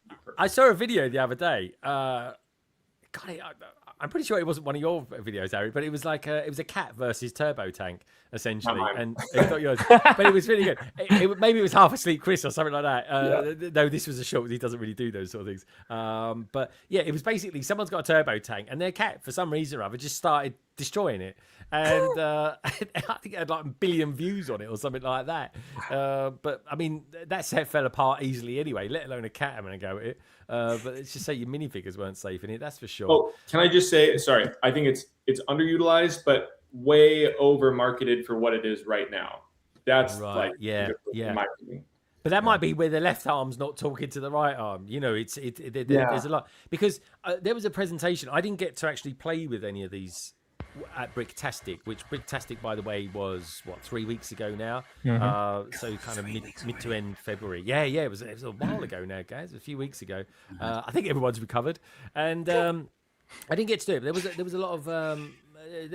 They built like a stall up there, quite a big stall as well, and people were coming in and trying it out and stuff like that. Whole day to do it. I did get to use it over the course of the week, and I kind of enjoyed it. I quite like the fact that, you know, turn it upside down, it makes a noise, and the laser guns and stuff like that.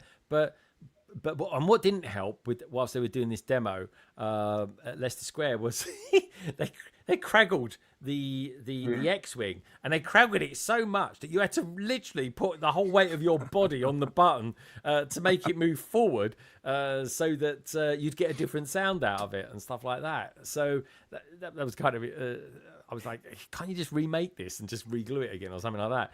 But anyway, it was. I kind of walked in thinking, I think this has got potential, and I walked out thinking, yeah, I think it's got potential still. But I think they should sell it separately. I think they should sell it with a whole, like almost sell it with, like, I don't know, 10 tags and a brick. You know, sell it for 20 quid or something like that. I don't know, and then see how people work with it, or give us some ideas or something like that. You know, like the duck thing.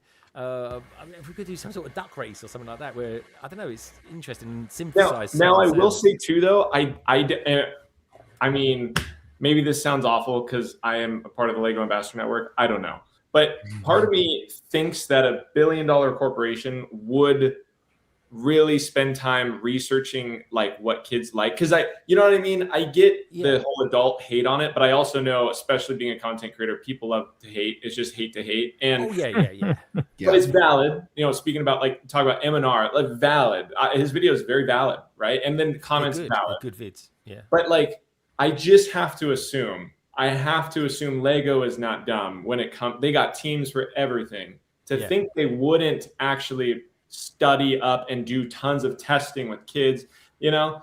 But again, marketing right now, the way it's being pushed, the amount of money being spent, it is interesting to be like, is this being overcooked?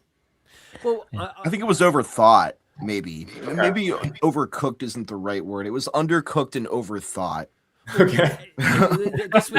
This was a surprise. I'm loving the analogies. The surprise to me was there was this big euphoria about it, and then about 2 days later, 48 hours, maybe even less, there was a real record scratch moment when they said, "Oh yeah, it's just going out to 6 countries." Right. What was that all about? Right. That was so weird, and it's almost like they.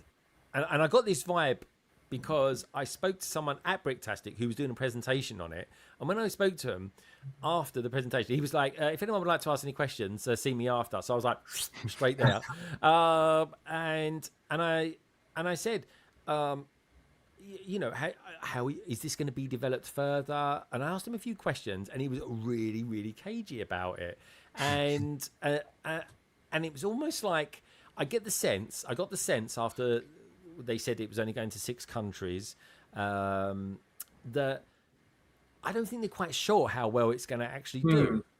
And this guy who was doing the presentation, it's a good presentation and stuff like that, but whenever I asked him any questions about it, he was just really, he's like, "We just got to wait and see. We just got to wait and see." And I'm like, are you really behind this? Because, or are you just kind of just literally waiting to see how it sells to then? Wait, can I say that? Did you guys know that there were like smart brick city sets? There were a couple city sets, the adventurer sub theme, you know, with the Johnny Thunder. There was like 3 of them that were set to include, and That was a year or two ago. I saw a leak or something about it, and I saw pictures. And you can see pictures if you look up Smart Brick City Demos. sets.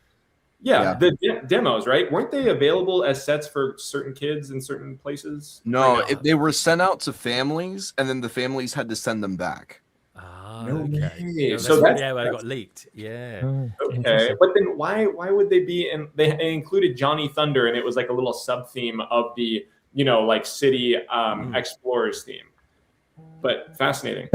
Yeah, No, I think City would have been a better application, to be honest, in Star Wars. So I think a lot of this comes down to how this kind of stuff is designed. So, at Bricktastic, they had the play designers there. So that's who we were talking to. We weren't talking to the really technical people, but we were talking to people, the play designers, who had been working on this for 7 years. 7 years on this bit of technology, you are looking at many millions of pounds worth of work going into it. Yeah, I bet. And so the question is, like, a lot of people are saying, why are they doing it in Star Wars first? My interpretation is that they're not sure about the technology. Therefore, they're charging quite a lot in the sets that they're including it in, and they know Star Wars fans are stupid enough to pay that money. So that's kind of where it comes from. Interesting. Yeah. If you saw all of the adverts and everything, the adverts are much more like city and creator based. You'll see them with animals roaring and vehicles making noise, and that seems where it should go. But I think they're trying to get back some of that R&D money first. Makes sense.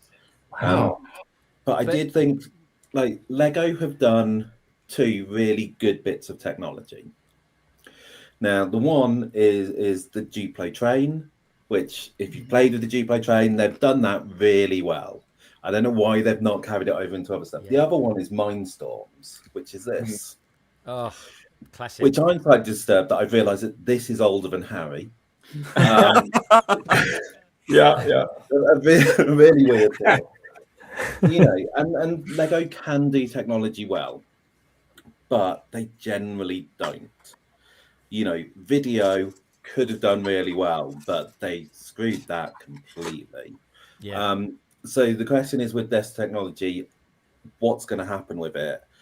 We have seen, people have started to break it down. They've opened it up, seen what's inside there, and we know it is capable of more than what it does.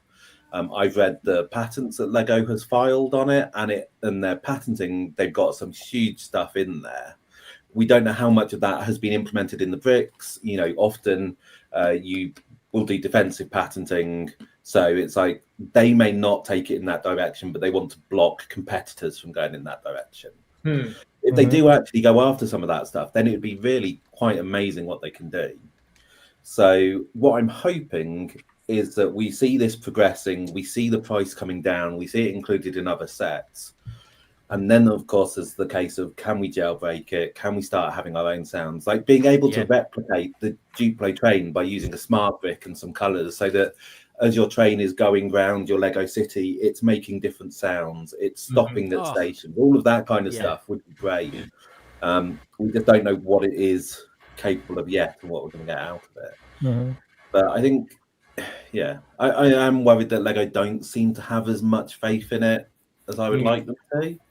And they may end up giving up on it before they can actually reach that potential. What I want to add is, talking to the staff in the store on Saturday, they are saying that they're selling pretty well. They are saying that the sets are going and kids are interested in them. A lot of kids are buying these sets. Obviously, that's where they're aimed at. And obviously, when we saw the people who've been working on this for 7 years, yes, they've had lots of children testing going on. They said that they've had kids in all the time, asking them about what they want it to happen and what they want to do. So so from my knowledge of what's seen it, and I even got to play in the store with it a bit like Greg did, like with some guys were there. One downside they had, and I do think this is that the volume's not great. Like, I know it's a very small thing, and at the store they had to put almost speakers. like this, They put like little speakers on on mic, the little mic and a speakers. speaker. And obviously at Bricktastic, it was in a they built rooms so that you could probably hear it a bit better, but even that didn't help so much because it was still noisy. I've heard people say that they're ear piercing as well. Yeah, I think there is an app that you can control the volume on. Yeah, I think I said that there's it going to starts, be some. It starts high, but I will say when I've been exploring them here, they're pretty good sounding when you're just alone. Yeah, like and thinking, that's what I was thinking. Like when you're in your own enclosed space, it's probably a lot better. Yeah, Leicester Square, it was quite busy, and they had like a little JBL speaker, and then the mic. I kept going near the speaker with the mic. It was going, and made you speak right up and racket that was. But I kind of enjoyed it. I enjoyed that bit of extra interaction. I didn't go in there sort of thinking, I don't like this or it's so expensive. I just thought, well, let's just play with it as a kid might. And Did you break it? I liked it. I did break it. Actually. One of the wings fell off. There you go. I did. Yeah. I was getting done by the Thai Advance. But, what I will say too, as someone who understands corporate think, marketing, and business in general, the goal of putting Star Wars at the forefront of this was probably to prove the concept that it can work, because they know Star Wars can sell. If Star Wars sells X amount of dollars, sets, whatever, it's proof to business stakeholders to say, hey, look how well the Smart Play sets sell. Let's make more, because it has the Star Wars IP attached to it. And then they can justify moving it out across other products and investing more money into it. Because business stakeholders, they're only convinced by a few things, and the main thing is dollar amount. The green stuff. Which I think they've done quite well. I think they posted their results this week. They're ahead of the curve already. Yeah, they're like, if they want the Smart Brick to do well, bring back the soap boxes next year, put the Smart Bricks on them, and with that proximity sensor, you'll know which one crosses the line first. There you go. And we'll bring it to Bricktastic. Yeah, that would be cool. Like big races like that. That would be sick. Oh, there you go. We could do something like, the was it the Creator 3-in-1 or something, and you can create all the different animals, and it's just got different tile for different animal noises. That's the thing. They cheaper need way to of getting it. Just like I don't know, like a battle pack for that's got the brick in it, the Smart Brick, maybe even two, some color tiles, some tags, and let people just play with it, things like that. That's what you need, definitely. Yeah, and the charger. I guess you do. Is that a universal kind of wireless charger, or is it? I've asked Ollie if he can. Well, I think Jay posted a video trying to charge the bricks on a phone wireless charger. It didn't work. Okay. So you need the Lego one. That's interesting. Yeah. Right. Okay. I just saw something that Gaz sent me earlier on about He-Man. Gaz, that is a weird picture, man. I'm sorry, it's so random. I was like, what is that? I have the power. Anyway, should we keep the Lego love going? Harry, how are you doing for time? You've got like a few minutes. I was gonna say I'm getting some text from Britt. We got to start getting ready for some. We got her grandparents here, so. Okay, can I have one more minute with you? One more minute. Sure. Yeah. Good stuff. Because the thing is, right, I'm a bit of an old man, to be honest. Sometimes people think he's only about 27, surely. No, I'm twice that age. But however... Who says that? I just want to know. People with very bad eyesight, guys. Okay, gotcha. Yeah. But what I want to do, right? I want to get your thoughts on this. I don't really wear them. Martin can't stand them. I don't even think Gaz likes them anyway. I think Matt could like them. Ian's definitely got a pair of them, and I think Carrie's curious of them. That is, of course, these Lego Crocs. So is that real? What is? Yeah. These. What is that? These came out like a worst nightmare. That's an hour ago, hour and a half ago. This breaking news. What? Yeah, that's it. That's it, man. Sick. Creativity clog. Yeah, there we go. These, I think these. I mean, these are. Oh, look, there we go. Sign up for Crocs. Unlock 15% off using the voucher LBB10. Saying. But yeah, this is them. Look. I mean, these don't look too bad. They look better than No. them. Wow. Interesting. I mean, I don't know if I would rock them for real, but I would definitely wear them to the. I mean, probably not honestly, but they look a lot. I love that. You told us too much there, Harry. That was a big yes, and you know it. It is so. But these, I mean, these are a bit more like. Let's face it, right? When it comes to wearing Adidas or Nike Lego trainers, I think we're going to see people at conventions wearing these as well. Imagine a smart brick on those. Make the walking sounds. Yeah, right. Could you imagine the sound of it? You know what would even be better? Brick World Chicago, people wearing these Crocs, they've got the sound bricks on them, they've got the lights out, and all you can hear is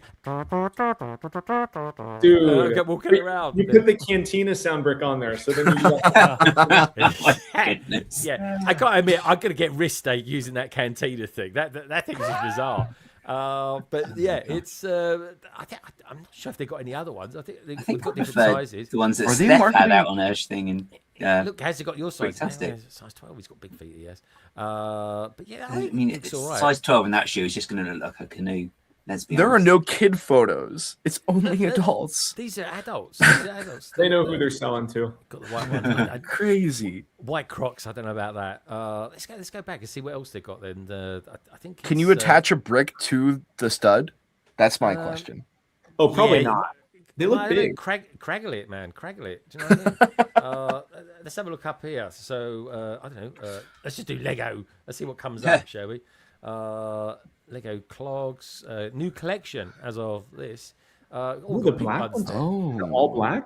Okay, there's some kids. Pink. Midnight garden clog. That's sick. It's a bit Wednesday for me. Mm-hmm. Oh, yeah. Oh, here we go. See, I like the Lego tag. I like that. Does it come with that black thing on the front, or could I take that off if I'm not feeling the Wednesday vibe? Yeah, you've got to be able to take it off. I mean, like, you wouldn't want to drive your car wearing them, would you? Like that. I think they're charms, so I think you probably be could. seen in public with them. Yeah. I like them in black, though. They look good in black, but I would just take the front. Go to the pink. The pink ones are fire. I might get those for Brit. Okay, all right. There you go. Okay, this is. There we go. This is kid sizes. Yeah. Oh, there we go. No. We're there. Those are cute. Okay. Yeah, but if your wife's got small feet, my wife's got size 4 feet. I mean, she buys trainers and doesn't pay tax on them, which is great. Essentially, they're kids. That's not a tax evasion loop there, folks. That's a fact. That's all right. She's wearing them. Yeah. Got nice grips on them. That is She's cool. getting paid to wear them. Yeah, that's a good point, actually. We'll have to wait until all the land reviewers get them. So. Yeah, that's it. Really but if the land reviews are anything to be believed, everyone loves these great big square Crocs clown shoes. Oh my gosh, everyone hated that. Yeah. So uncomfortable. It got a lot of people talking about them, and somehow they sold out. So what can I say? But yeah, all right. Well, look, it was good to get your views on that. We won't tell Brittany that you're thinking of maybe getting her the pink ones. That's a little secret. You all heard it here first. Good stuff. So Harry, you're going to be off in a moment. Are you? So you going to come out with any videos, of course, over the next week or so? Little Dicky Bird tells me. Just as we start next week, I think you'll just be finishing a little bit of a reveal with the Bricklink team as well. Oh yeah, of next week. Yes. Next week. Yeah. Yes. Right. So that's coming up. We got videos on the Brick Lens. Y'all can follow me on there. Videos every day. And then Brickmaster got some stuff. I got to start posting on there again. But yeah, definitely the Brick Lens is where it's at. If you want a slice of life, fun content, Ninjago content, get influenced like Greg has, and just hop along for the ride. That's what they do the commission. And also as well, these are pretty collectible as well. The tins, the tins. These are very cool. Get hold of some of those. Do something with those, Harry. If you're the man that can, I'm sure you are. Yes. Anyway, Tintin. Yeah, well, good. So tell us. I like what you said there. We'll have a look at Tintin in just a moment. And tell us where we'll find Brittany as well. Yes. Okay. So you can find both of us again on TikTok, the Brick Lens, like glasses lens, and then you can find her specific TikTok. It's Brit Clip. So it's Brit BRIT Clip CLIP. It's Brit Clip. There we go. Good Yep. stuff. Literally, Exclusive to TikTok, you'll find her. Yeah, a couple of content creators, literally. I love it. All right, Harry, take care. Enjoy the rest of your day. We'd have to get you back on again because I want to talk about Minifigures and me and all those sort of good stuff that you do down there in Irvine. So yeah, this was really fun. Thank you all. Nice to meet you all and hear your thoughts about smart bricks and everything and talking content. That was really fun. Thanks for having me, Greg. Yeah, take care, Harry. Enjoy the rest of your weekend, my friend. Take care. Lovely to see you. And love to Brett as well. Take care, man. Bye-bye. Bye, guys. Bye. Oh, what a top guy. What an absolute top guy. A diamond geezer, we'd call him in London. We would. Anyway, let's just check in on Carrie. Make sure she's okay. Carrie, you okay there? Are you all right? You feeling all right? Yeah, snacks are gone though, so... Oh, there might be more snacks. That sounds like Ian might need to go and get some more. Well, no, he just needs to pass them over. Oh, he just needs to... so Ian's got some. Okay, Ian, what ones have you got then, Ian? No, so is this healthy? I'm deleting my he was hoarding some sort of Haribo thing. Eggs galore? Eggs galore. Sounds like an excellent choice. Oh, yeah, doesn't it? Now, Gaz woke up this Very morning excited. to the words exterminate. Gaz, do you want to tell us a little bit about that? The old Doctor Who thing? The old being the operative word there. Yeah, Gaz, 3 weeks ago, Gaz was like, I don't know about Doctor Who. And then the Doctor Who comes out when he's hearing and he's like, boing, he's like super excited, man, again. He's like, yeah. But it's like ones that no one's actually seen since transmission in like 65. So it's like, what? So this guy had them in a box in his house, basically. These old films from 1965. So they've like got them, restored them. And they're going to be on iPlayer over Easter, so it's very exciting. And it's really cool as well because the story it's from is William Hartnell's last Dalek serial that he did, which is a 12-part series. So, nice and short. But out of the 12 episodes, they only ever had 2. So they had episode 5 and episode 10. A couple of years ago, a while ago, they found episode 2 that a collector had... up in Yorkshire. I think he got it from like a Yorkshire TV. Because what they used to do is, because they used to destroy all the old tapes, they'd either wipe them or completely junk them just because there wasn't enough storage space for them. So they'd just have them on the thing and they'd all get cleared out. So they'd either get destroyed and people would just walk off with them or they would actually burn them. So there are stories and episodes for loads of TV series from that period anyway, that would have been burnt. So I think there's like some Dad's Army that's missing. I think there's some Coronation Street missing. Episodes of the Avengers, not the Marvel one, but Steed, Mrs. Pill. No, it would have been Steed and Dr. Keel, who was the first one. And that is the first, yeah. And some of Honor Blackman's character, who she was. Gale. That was really when the Avengers went into gear. Do you know what? The little thing, right? So if people ever Google the Avengers, the John Steed Avengers, I had back in the day when it was kind of cool to have different for your phone to have like a different tune. Ringtone? A ringtone, that's it. Yeah, but it's been that long since I've made that configuration. So ringtone. I used to have the theme to Avengers as my ringtone. Good song, Laurie Johnston. Oh mate, it's a brit. Anyway, we won't go there. But anyway, check it out, folks. It's a really cool track. I love it to this day. It's a brilliant bit of music. It's very good piece of music. We was talking to. I'm really excited for you guys because I'm genuinely going to watch it. Obviously, they haven't got all 12 episodes, but but we've got the first 3 now in order, so it's quite significant because you've got a companion that is only in pretty much the first 3 or 4, or maybe first 5 episodes, and she gets killed off. Spoilers. It's 61 years old, so not really. Anyway, so she gets killed off, and you have never really seen much of her performance ever. Until now, we've got like 3 episodes worth of it, and also Nicholas Courtney, who went on to play Brigadier Lethbridge Stewart, who was the ongoing recurring character. He first appeared as a character called Brett Vion in the Dalek Master Plan, and his first appearance ever in Doctor Who. Now we actually have on video that we can all see.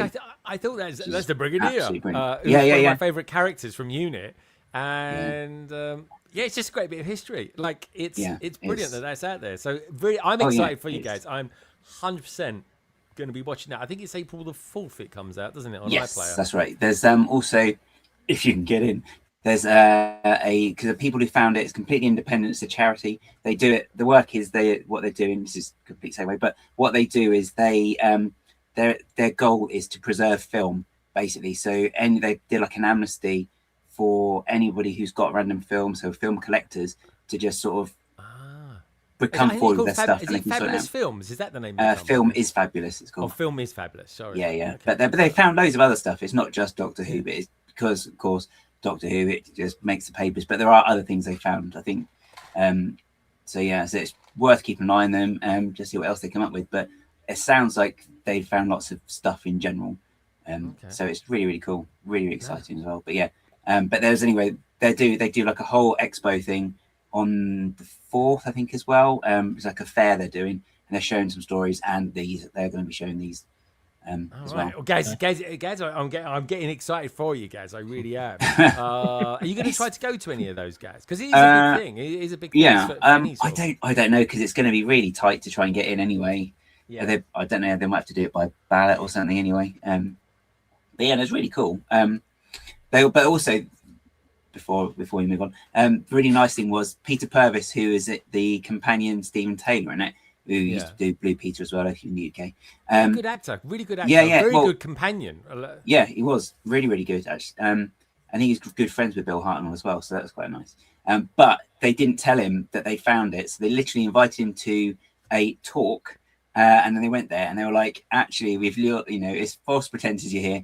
Actually, we found this." They told him they found one, so he sat down and watched it, and they're like, "Oh, by the way, we've actually found another one." So he got to see they it kept for the first time. didn't they? Really nice. The reaction of him as well was just like, "Oh, this is amazing." So, it's when he was excited, like literally 60 odd years ago. So it's wild. It really is. I'm excited. Did have to for you clean guys. the prints up as well, because I think originally they were a bit scratched in all sorts of film, but.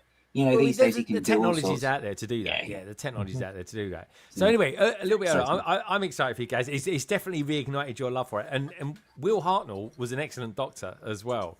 He was. There's no Who without him. So exactly, he put the Who in Who.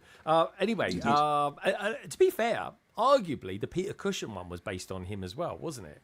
I always. Yeah. So the I think the idea was, because this was supposedly going to be the last time they put the Daleks in there, because they were then going to go and do, because the idea was they were going to do like a separate thing and they were going to go their own way, which is why they did the Cushing films as well. So that was kind of like their sort of pilot version, but then just never really went anywhere. Fortunately for the show, because I don't think the two work without each other really. Guys, all I'm going to say, I'm going to say it now. Don't ever separate yourself from Doctor Who, because you are literally the lifeblood of it. You really are. Now, one thing we will do. This is the best segue you're going to get tonight, folks, off me anyway. Don't worry, Justin. We're nowhere near finishing the stream. Don't worry about that. I normally say at least another hour. However, we haven't even really looked at any new Lego this week, so we're going to flick through those as quick as we can. Have a look at a few pictures. We won't be looking at too many pictures tonight. Gaz has got his segment as well. We've got to hear about Soapboxastic as well. And of course, we'll be chatting to our beautifully, how can I put it, Buffon friend from Pennsylvania, Roger Federer. So anyway, Roger. Anyway, so look, these are your tins that you can collect from Ninjago. These are brilliant, folks. You get the Superman ones, you get the Star Wars ones. I just like collecting the tins. It's just a little bit of extra value add. But of course, this week, thanks to Lego Ideas, we got ourselves Tintin, the Lego set. What do we think about this, folks? Because I love it. Will I buy it? I don't know. I'll definitely get it on discount, I think. Straight away, my brain's going through all different phases. But I love it. But it doesn't go with absolutely anything I've got. but I just love the fact that it's comic book related. I love all that kind of stuff. Let me start off with Martin. Martin, what was your first reaction to this? Nice one, Sam. I think first reaction was that they've done an excellent job on the rocket. Like it looks like perfect, like for the Tintin. What I remember anyway of the Tintin animation, and then and I've seen the more recent film as well. But yeah, I think they've done a fantastic job on the rocket. Definitely what I remember. And then seeing the minifigs as well, when they then revealed the minifigs, I was like, wow. And then, of course, little white dog, I was sold. I'm like, I'm going to get a white dog. Yeah. I thought that when I saw it, I was like, oh, that is cool. That is cool. So I was like, oh, okay, then my Cosmo now has a sig fig, so I'm going to go get that. But yeah, I don't know. I don't know if I'll buy the set. I do think it's an amazing set. Because Tintin wasn't such a massive part of my childhood. But... No, same here. I've not even read a comic of it or watched the film or anything. But I know a lot of it because it's pop culture. Yeah, but I think as soon as maybe some of those things might become available on BrickLink or on Lego, maybe online, I'll be trying to get those. That little white dog, definitely. Like that's a must buy for me. He's so cute. No, he is. He really is. The techniques in this, guys, they look really good. The build techniques for a bit like the Saturn V. I think they had some excellent build techniques around it. What's your thoughts on this? Because is this something that you do you dig a bit of Tintin? Because it is. I don't know. I can just see the Doctor Who set alongside this. I think that's two Lego idea sets that would look quite good alongside each other. Oh yeah, no, I love this. I think it's brilliant. I totally get this. It's a bit of a no-brainer. No, we used to watch it cartoon all the time because that used to be on. It was really good actually. The cartoon. It was like a Canadian co-production or something, or something like that. Anyway, but yeah, no, it was really really good series and really strong books. I think I prefer that to the film, even though that has relations to Doctor Who. Okay. But yeah, I much prefer that. And yeah, I used to read the books or comics, whatever you want to call them. So I read a couple of those. Even got one down here. But yeah, it's a no-brainer. It's definitely. I mean, the minifigures are spot on, as you say. Is it a day one for you guys, or is it one that you're just? Oh, I'll put it on the back burner, but I will definitely. No, I think I'd probably have to get it on day one. Also, really? Yeah. When's it out? It's actually a reasonable price as well. Actually, to be fair, I think a lot of people complaining about the size and the price of it. I'm like, I think it's okay. I wouldn't say it was. It's not. It's maybe a little bit over. I mean, if it was like £10 down, it'd be perfect as far as I'm concerned. But then I'm like, well, it's just £10, so who cares? Like, really? Let's have a look at these bits. I haven't looked about this. It's just they've just nailed it. I think. Well, I mean, the video from the designer is absolutely brilliant as well. I mean, so passionate, isn't she? She's brilliant. Yeah, but she just sold it so naturally. Do you know what I mean? And I'm not saying everyone should do that or anything like that, but I just bought into it straight away. She said, as soon as she said, this has always been a passion of mine. I always wanted to do this. I think she went to the head designer or the guy that kind of administers whatever set you get to design, and she was like, I really, really want to do this. They do that, didn't they? A couple of times. I know. I think Spider-Man Sam did that when the Doctor Who ideas was there, because he was. Obviously has a vested interest in the show anyway, but he went to whoever's in charge at the time and was like, I really want to do this, but please give it to me. So I think that's the fun thing with ideas for the designers at Lego, is that the fact that there's an IP that's coming up, like the Goonies one. Some of them must be climbing over each other to get there, or Gizmo. You know, it's just yeah. Oh, it's brilliant. I'm still at odds on whether I'm going to get this a day one, because I've got a backlog that's building up, and I just need to start building some Lego sets, but also make some content or just enjoy building stuff, a bit like what Martin's doing. Martin, I started taking some Lego sets in just to build them lunchtime, and it's quite nice actually. It's amazing how quick your bloody lunch break goes when you do it as well. It is though, isn't it? You put on 3 stickers, and the next thing you know, you got to go back to work. Martin, what's your thoughts on this? I've talked myself into it. I will buy it. Will I get it on day one? Who knows? I'm easily, influenced, especially from Gaz. Anyway, Mr. Eldorado. But what's your thoughts on this, though, Martin? Yeah, so I like it. It's not a day one. I can't afford it. Like with everything that's retiring this year, I can't. And with other sets rumored, and but we know you'll that get the coming dog. out. I think you're up for getting the dog figure. The dog, you? dog for me. I'll get the dog. Yeah. So if somebody doesn't want Snowy, I'll take it off the hands. Yeah. So yeah, if you don't want the figs, you just want the rocket. Pass them over to me. I'm happy to take them. Yeah. Rehome. Rehome a dog. That's it. Dogs ain't just for Christmas, folks. They're not just for Lego sets. What about you, Carrie? I don't suppose this is anything that you guys would go for, is it? Yeah, I'm not really a Tintin fan. I think it looks cool though, but not enough that I want it. Yeah. No, that's right. What about you, Ian? Did you read Tintin as a kid? I don't think so. I don't have any memories of Tintin as a kid. Same here. I don't. But I just appreciate the shape of this. Yeah, no, they've done really well with the shaping of it. I think particularly kind of the bits that it sits on. I don't know what they're meant to be. Whether they're the rockets or it's kind of thrusters stroke landing gear, aren't they? But the shaping on that is really good. Yeah. But yeah, it's just not an IP that I have any connection to. Yeah, I'm the same. It'd be a nice, it'd be nice. It'd be a nice birthday or Christmas present that someone bought you. Do you know what I mean? Yeah. That's it. Anyway, all right, okay. Subtle hint, Jem, if you're watching. Here's the thing, is it? Matt, is anyone? I'm intrigued that she doesn't watch me actually. Matt, does is this? I've just discovered. What is that in the background of that picture? A washing or something like that. It's our washing bin. There we go. Need to get the old tumble dryer. Matt, first of all, have you actually even heard of Tintin? Is it even a thing in America, Tintin? I think there was a movie that came out a couple of years ago. I have no idea. I genuinely, I don't know Tintin whatsoever. Like this, I'm gonna be honest. Like it's so funny. We're all sort of on a different level with this. Yeah. I'm kind of just sitting here yawning. Like I don't know what is exciting about it to me personally. The interesting thing is I can appreciate the structure of the shape. Yeah. It is really hard to get those sorts of curves with bricks. Is there a single stud showing on that rocket?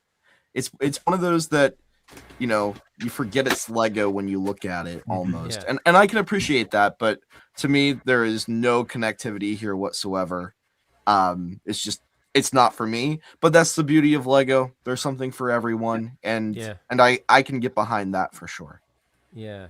I do agree. It's one of those things. I think when people see it, they'll go, "That's a really kind of good looking comic couture of a rocket." When they see it, right? And I think it's going to be like the size of a washing, like a fairy liquid bottle, guys, isn't it? It's going to be that sort of size, I think. But yeah, I think it's an interesting one. Let us know what you boys and girls out there think. Guys, has there been any sort of vibe about what people are thinking about it out there? Is there are they liking it, or is it, because this is the other thing, Matt, which I find is Lego are doing so many different things at the moment that people are having to sort of prioritize what they want and making sure what's retiring, like smart play. Those bits. Yeah, exactly. Yeah, smart play retiring. But could you imagine? That might hit the old profits. Those poor old shareholders. But so what's the general vibe out there as well? Because I got to be honest, Gaz, when I did a Instagram poll earlier on, like yesterday. A lot of people really, really liked it. There was a few people that didn't like it, like Snot. If Snot's out there, he put down quite a low score, and that's totally fair enough. It's a very subjective matter. But interestingly, it's a very Snot-styled shape because, like Gaz said, there are no studs on show. But yeah, is there any sort of general vibe out there, Gaz? Yeah, people are liking it. So Slam likes it. I think KO likes it. It's very hard to tell, but I think that's he likes it. Again, it's saying like the figures are really, really brilliant. The faces are actually really good as well. Yeah, completely agree there.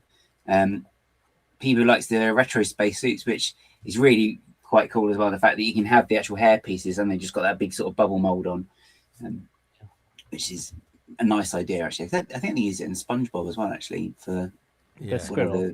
The squirrel. Yeah, so they can get the whole head in there. So that's cool. Brandon says we now need the regular attire for the characters, which I completely agree with as well. So you need like the green for calculus and the suits and bowler hats for Thompson twins. That's quite cool. Is that where the pop group name came from? The Thompson twins. Oh, I don't know. I don't know if they're twins or just they're both. No, they're Thompson. not. They're not twins. They're definitely not twins. I saw the Tiago's. I listened to it actually because I quite like listening to Tiago actually, and he said, "Oh, it was strange to learn that these aren't actually twins. They're just two brothers that look very similar." Also, I don't know. I've not seen any comments on this, but Tiago said something a bit odd at the end of his video. So I might talk to Matt about that after. What a cliffhanger! What a cliffhanger! Yeah, I know. He said that's what I. Now I got to go watch it. Come on, Greg. I know. I love a bit of Tiago. I love Tiago. He better not be going anywhere. That's what I'm going to say about that. I messaged him straight away. I was like, "Hey, what's all this about?" Yeah, I was like, "What's all this about?" But yeah, that's the thing. So yeah, I think a lot of people can appreciate it. Guys, let me ask you this then, because you are going to get this. Guys, what would you rather have, this or Thunderbirds? Thunderbirds. Yeah. And if Thunderbirds came out, let me know what you lot out there think about this. But if Thunderbirds came out in Lego form, would that be a day one for you? Which one? All of them, or just one of the particular Thunderbirds? Which one? Okay, well, let's go for one a year. So, as though. Oh, then that's easier to do. Yeah. Would that be? So this translates to that red one, that big red rocket one. Thunderbirds 2 is that? 3. That's right. Okay, 3, it's going to be 1 of 5 anyway. So, is it Thunderbirds 2? That's the big green one. Yes. Yeah. I love that one because it's got the submarine in it as well. That's Thunderbird 4. Yeah. Is it 4? Oh, okay. There's actually a Thunderbird 6 as well, you know. Is there 6? What it's a tiger. I think it's a tiger moth plane, technically. Okay. In the film of the same name. Oh yeah. So what was Thunderbirds 1 then? What did that look like? That was like silver a one, the big silver rocket / airplane thing. Okay, all right. So we're getting this big Jurassic car. We've had the Batman 1966. We've had Batman 1989 Batmobile. We might get Knight Rider one day. What about if we got the Thunderbirds pink Rolls Royce? I thought you could do that as a speed champ. I think that'd be good.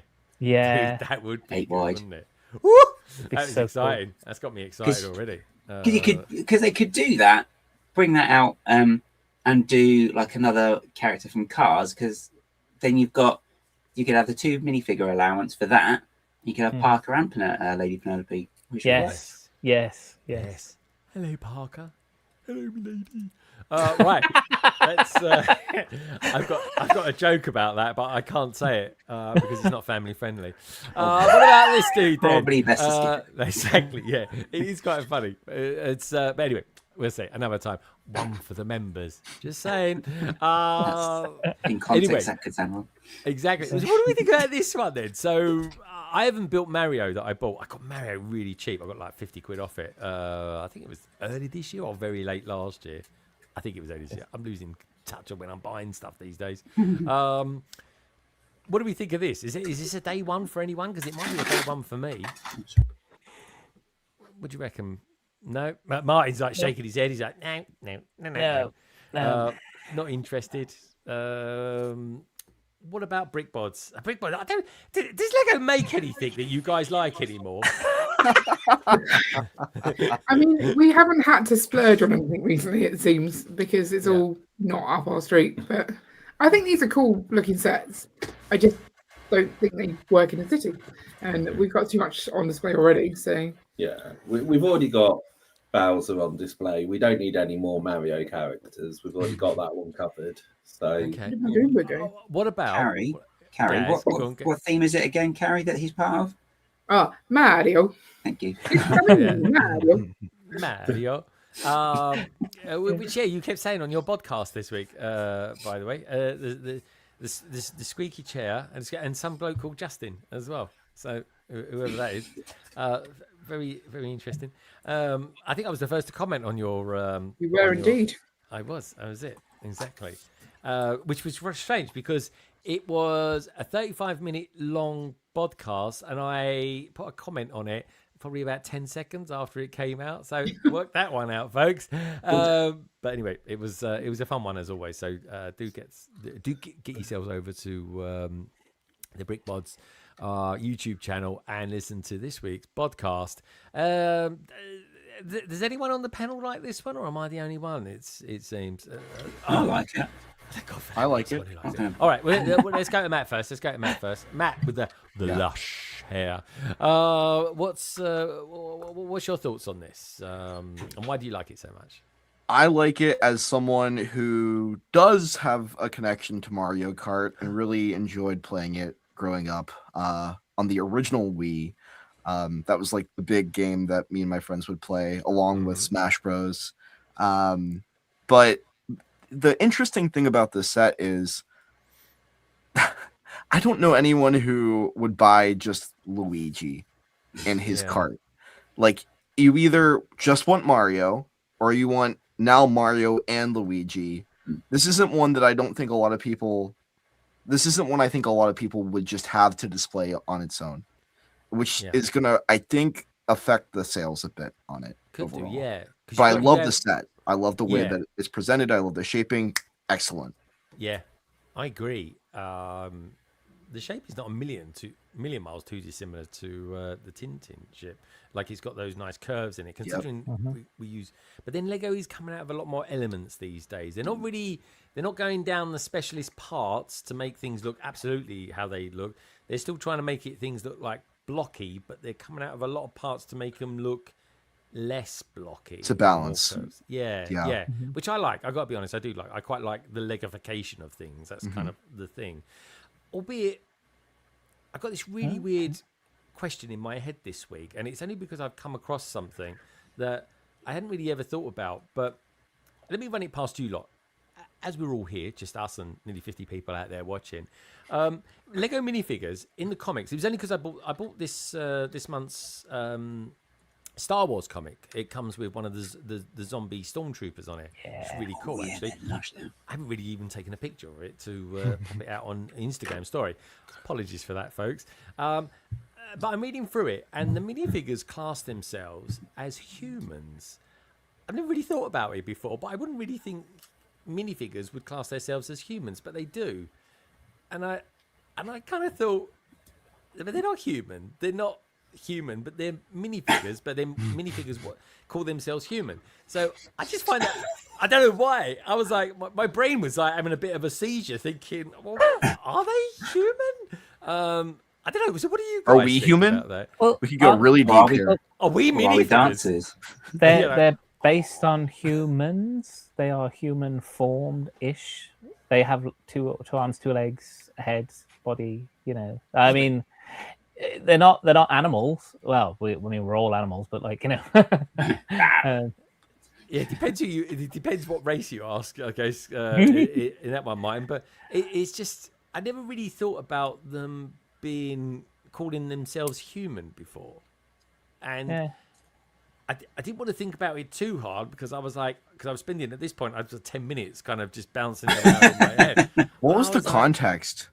Did they talk I can't to you? remember. I'm gonna have to. It was just in the comic strip. I'm sure it was just in the comic strip, and they were like, you know, these human beings and blah blah blah, and it was Star Wars as well, which I thought was a bit odd because I was like, well, did they call themselves humans in Star Wars? I couldn't remember that. So they are, yeah, they do. Yeah. They do. Yeah, in Star Wars, they do. Yeah. So it was a bit, for me, it was like a sort of a double whammy. But yeah, if they do in Star Wars, then that's that. But I know they're interpreting humans, but I just thought they might have their own kind of. Well, it's that like when you think about Lego minifigs, essentially everything in their world is built from the same thing they are. So their houses are built from. Let me ask you this then. All right, So, let me ask you this might blow your brains. right? So if minifigures class themselves as human, what do they call mini dolls? I'd say they're suppose still they- humans, They class themselves as human as well, I suppose. Do they? Yeah. as opposed to like, okay, if I had a minifigure of C-3PO, would Yeah. that be a human? No, it's a droid. No, It's a yeah. robot. Yes, that's a good point, actually. Mm-hmm. So, That's still a minifigure. It's a minifigure of a droid. yeah, Luke Skywalker is a minifigure of a human. yeah. But you're right. It is weird that they would be talking about themselves in this Toy Story-esque narrative Yeah. where it comes Yeah. to life. I I understand just- where you're coming from. I hear just you. never thought about it before, and I'm like, oh God, I've just thought about something I've never thought about ever before in my life. It doesn't happen very often, but Have you seen Anyway. the photo, like the probably Photoshop of like or artistic rendering of like a minifigure if it was a human? oh no, I that's haven't. horrendous. That scary. is- It'd be Ugly. hideous. Yeah, I was gonna say. Yeah. Yeah, it'd be a 5-pinter. That's for sure. It's like Chewbacca without hair. Don't look that up either. Yeah, that's it. Oh, That's a weird one. Carrie's just finished a special brew. There we go. Sorry, Sit down Chewbacca the without hair hatch. almost came back. Down the hatch. Don't waste none of that. There we Sorry, go. Carrie. Yeah, No, there we go. Anyway, so yeah, Luigi. I think people appreciate. Well, what's the general vibe out there, Gaz? You like it? yeah, sorry. What do you like about it, Gaz? Do you like plumbers or something? Is that your thing? No, I just like the shaping on it. I think it's really quite nice. Yeah. It's just, I think they've done really good job with this and Mario, and I quite like the fact as well that looks like a really old style race car. You know, the really old That's ones. what I want them to do for bloody Speed Champions. Yeah. Or even That's what that reminds me of. Yeah. Feed that back for me, please, Yeah. Matt. Yeah.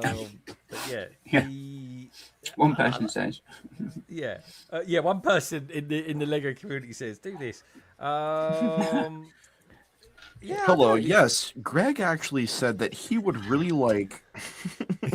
he'll buy every copy Yeah. you can ever make. Exactly. Yeah. What can I say? Yeah. It's. I like it. Good.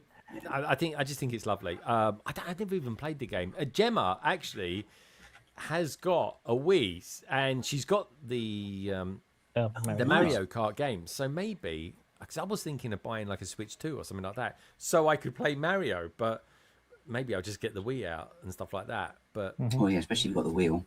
Yeah, the wheel. yeah, she's got the wheel, and I know she likes tennis, so I think that's what she had it for. She had the tennis game back in the day. I mean, it's so old. Tin Henman is one of the players in it. So if you watch a Wimbledon, don't matter who it was, you always say, "Come on, Tim," even if it was a woman, which is always weird. But anyway, so that's the Mario as Carrie so finely says. So anyway, let's go from one IP to another. In this case, the Gum Fruit. Yay. I quite like this. This actually might be my first One Piece Lego set because I actually think it's really cool. Love the color as well. Carrie, you love purple. I don't know what your thoughts are about One Piece, but what do you think about this set? I mean, this is an interesting shade of purple. It's Oh. kind of halfway between my favourite colour and not quite. But it's a bit too blue. It's too, Carrie, too you say blue. that about lilac. You say I- it's too bright. Yeah. Bright It's, it's better than the lavender colour in Lego. But I Oh, don't good think this is figure. really quite how it looks because it's a lot bluer in person. It's fun concept. I don't understand what Gum Fruit is, but Oh, So good. I'm not Yeah, buying it. It's fine. It will turn you rubbery. I think everyone who takes a gum fruit, it just has a different effect on them.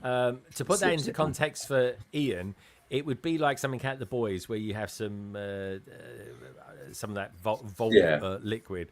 And Yeah. you just have no idea what it's going to do to you, but you hope it's a cool superpower and not something dumb like web slinging at your backside or something like that. Because that was bizarre, that episode. I'm looking forward to the boys coming back, actually. That's going to come back quite soon. Anyway, what do we... Martin, you love Yeah. One Piece. You're a Yes. massive One Piece fan. What do you think about this set? I like it. I already have a small version of this, so this was the make and take you could do. Oh, I thought that was a Harry Potter thing. I thought it was like one of those. No, this is the Gum Gum fruit. Oh, So, Gum Gum.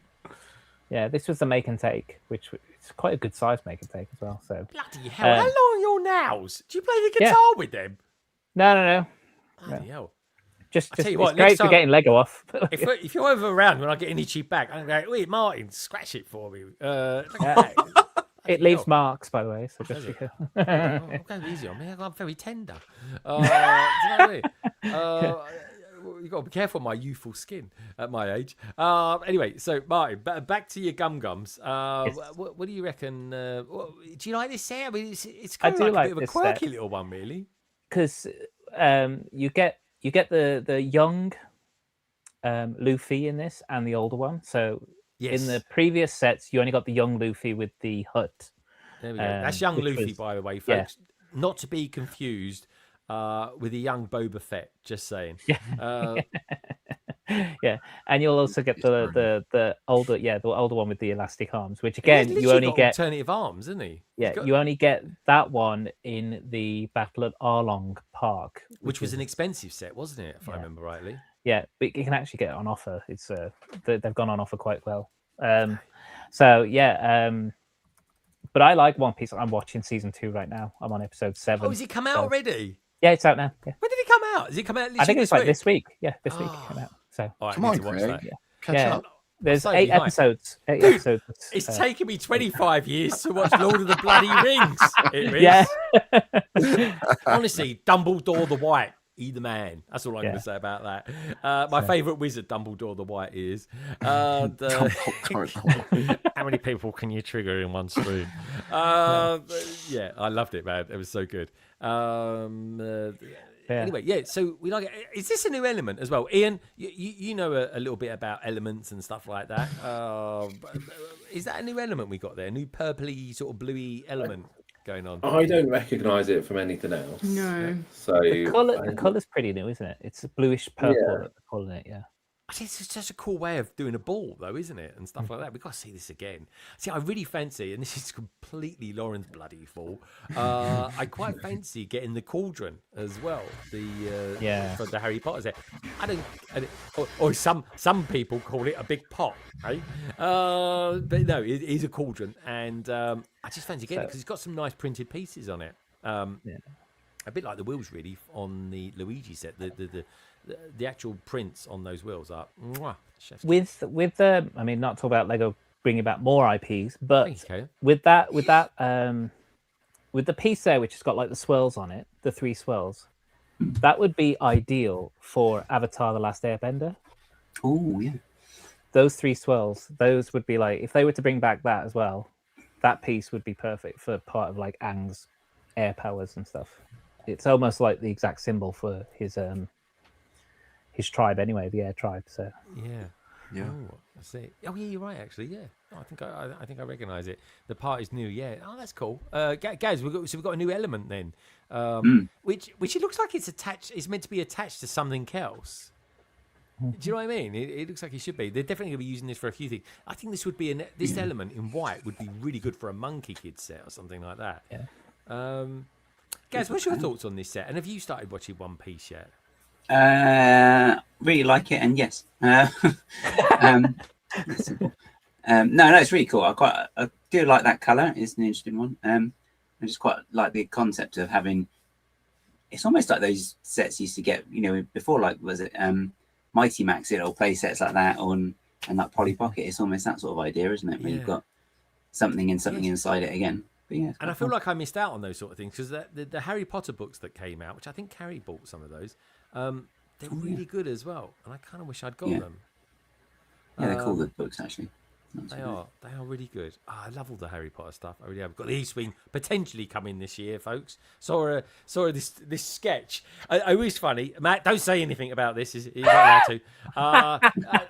there was a sketch came out this week from one of the kind of regular leakers, shall we say, of this East Wing, right? But what made me laugh is that the Patronus, the alleged Patronus that comes with it was the only thing that wasn't sketched in black. It was actually sketched in blue, and it just cracked me up. That did. But yeah, it was different. So what did I watch this? Oh, I tell you what, I finished watching this week. So now I'm looking for something new to watch. One Piece it is. I finished The Lincoln Lawyer, but I can't imagine anyone on this panel watches The Lincoln Lawyer. No, exactly. But it's really good. I love it. And my wife does as well, because my wife's quite, how can I put it? She loves legal stuff and things like that. And it was Craigster, who's out there, who actually got me into watching the bloody show in the first place. But it is really good. But it's a little bit more down to earth. But that was a really good season. So One Piece, I will be watching over the course of this weekend. So yeah, okay. So we kind of, let's have a look at what was the price of this set as well. I'm shocked at the price. Shocked. 60 quid. Oh, that is quite expensive. It's $70 in the US. Is it? Oh yeah. Arlong Park is 80. Mm-hmm. Oh, that doesn't seem balanced. Crazy. I mean, when I saw this originally, I thought, oh, like, yeah, that's great. Like a nice $30 set for like people who are trying to get into the theme. That would be a really nice, like, way to get people hooked, and then they can start collecting. No, that's not what it is. No. Oh, that is expensive, isn't it? I was shocked. Yeah, that's very odd issue. It's very hard to know the price of Lego sets these days based on just looking at them. I mean, that's got to be like this big, right? Like for $70. Yeah, how many studs wide is that? That's probably 1, 2, 3, 4, 5, 6, 7, 10, 12? 16. Yeah, 12 to 16, isn't it? Something like that. Yeah, there's not a lot going on in there. 1, 2, 3, 4, 5, 6, 7, 8, 9, 10, 11, 12, 56. No, see, 16 across. 16, yeah, 16 across just for the plate. So 16 by 16. That ball is not going to be that big at all. Bearing in mind that is a short minute. So yeah, we're talking like. It's the hollow as well, the base, isn't it? I mean, it's like this big. How many? Oh, let me see. Yeah, it's going to be quite small. It's going to be like a tennis ball sort of size. It ain't going to be that much more, is it? Yeah. But I mean, like I said, the One Piece at the moment, if you find them on Amazon and stuff, they are reduced quite well. So, as soon as the season ends, the prices will crash on them as well. And by about that time, we'll probably have Martin's Mad Deals will be back. Talking of which, we might as well, in a few minutes, might as well get this week's Mock the Week on the go, Gaz. Subtle hint and all that. Polar's saying, how much is that new WC football set? Oh yeah, good shout actually. I haven't even looked at those. I wouldn't mind, but I'm a massive football fan. But even I'm not interested in any of these football sets. I think it's because it's the organisation behind the football, that being FIFA. A bit dodge.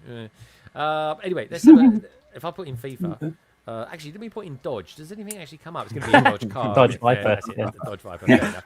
I thought it was going to come up with FIFA. That would be fun.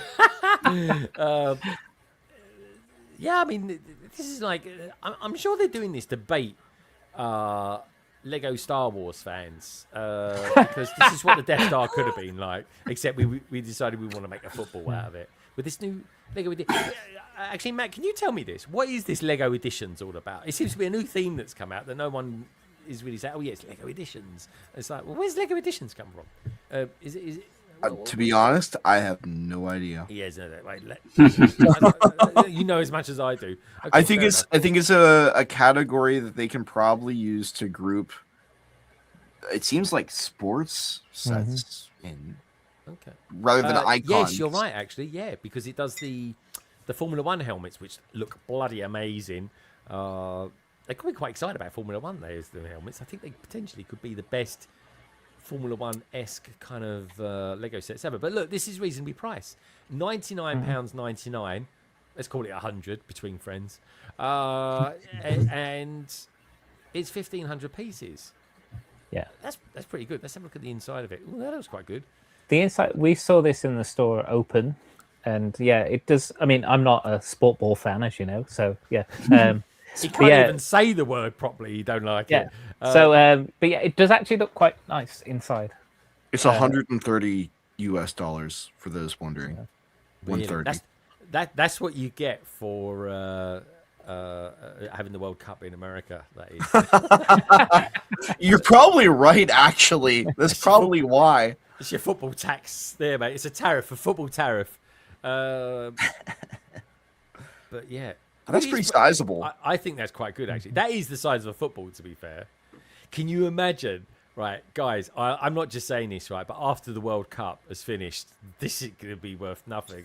Like, it'll go on. I'll buy this on 50% just to buy all those nano figures. Like, are they nano figures? Yeah, I think they're the dual molded ones with the little yellow heads. Yeah. Yeah, I was going to say they just look different. They look like a little bit more.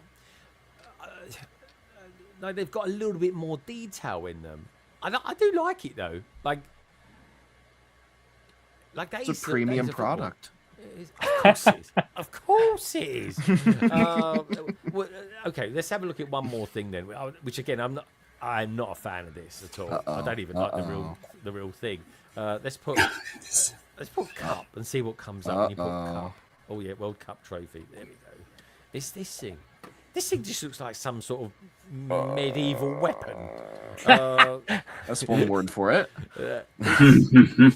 It does nothing for me. But I will say this: the minifigure, is very cool.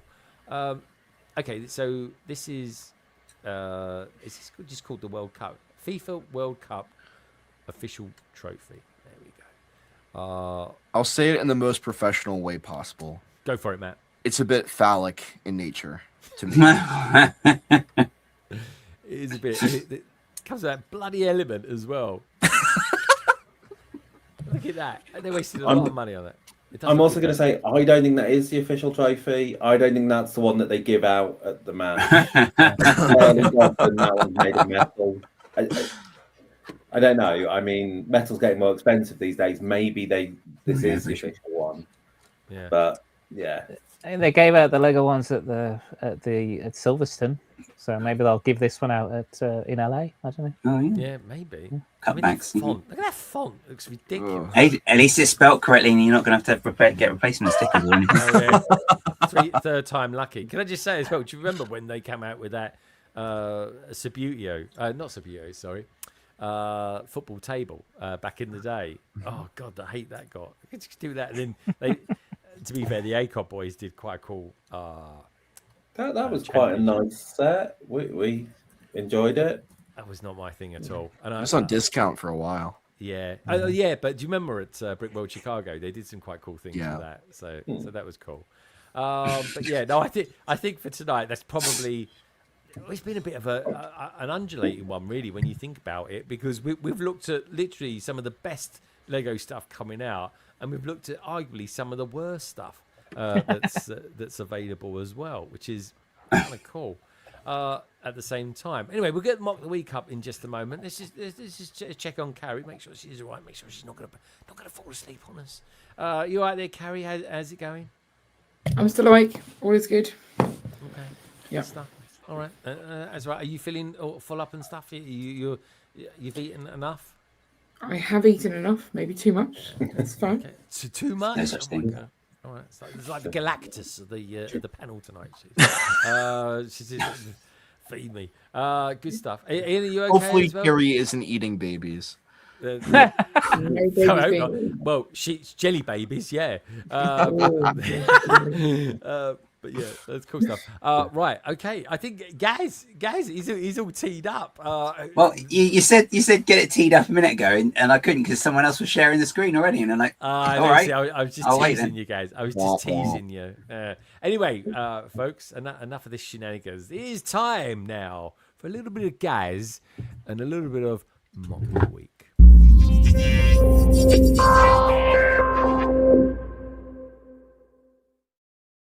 Hey, guys, what have you got for us this week? That is a nice picture. That is a very professional picture, that is, guys. Let's get you up there.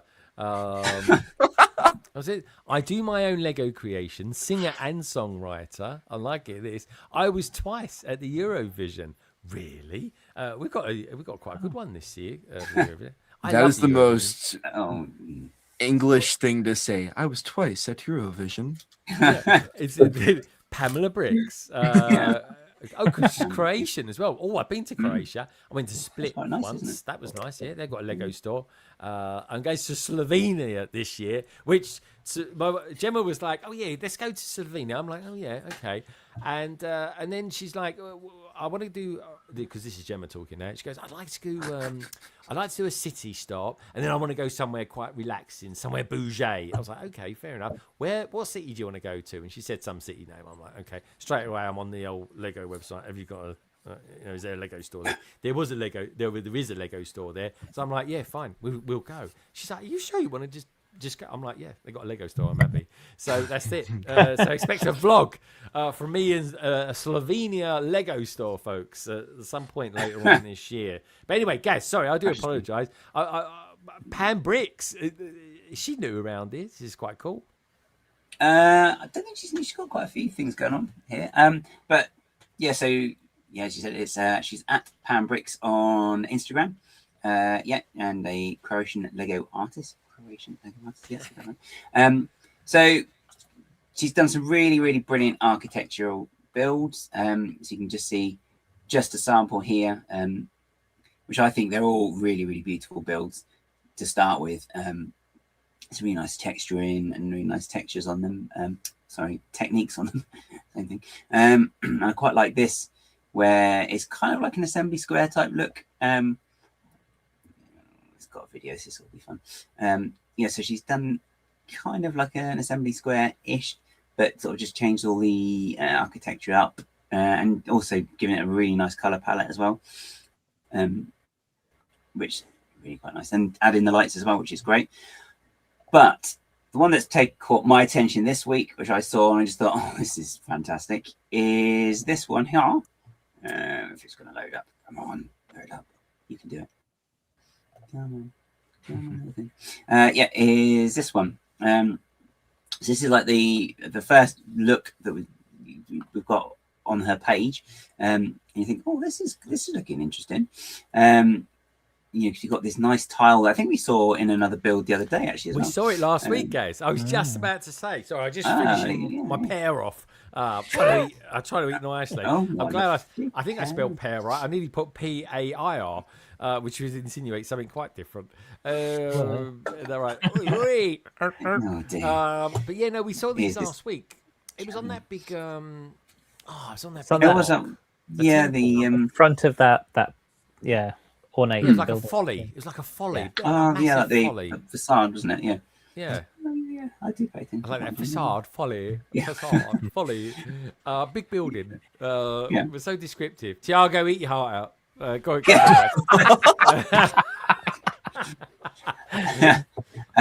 But yeah, so we've got that there, and then this is all these one builds here are part of it. And if I just jump ahead to the finished one here, then we can have a quick look at some of the other bits inside. It's lovely. But really nice. It's absolutely gorgeous. I love the colouring, and I love the use of that part. And I really like the fountain as well, actually. Really nice idea. But then you've got this real lovely splash of colour with the flowers going up the side. Yeah. And we've got Zabadak's even commented on that. This is good. Pam's good because Zabadak's on there and he's leaving a comment. Yeah. It's stunning. And I do worry that there's going to be a lot of cleanup on the mock because of the amount of pigeons on there. So there's a lot of pigeons on there, as Salandscape was just pointing out. Yeah, exactly. Yeah, it's great. And again, as I said, I really like the features, and I like the fact as well, the bottom half where you've got like the street level, as it were. It's different color, but it just looks like one of those sort of builds that you would see sort of down an arcade. You've got like the covered ones, and you've got like the sort of wooden sort of fronts, and they've always got like the dark green with like the gold lettering and stuff.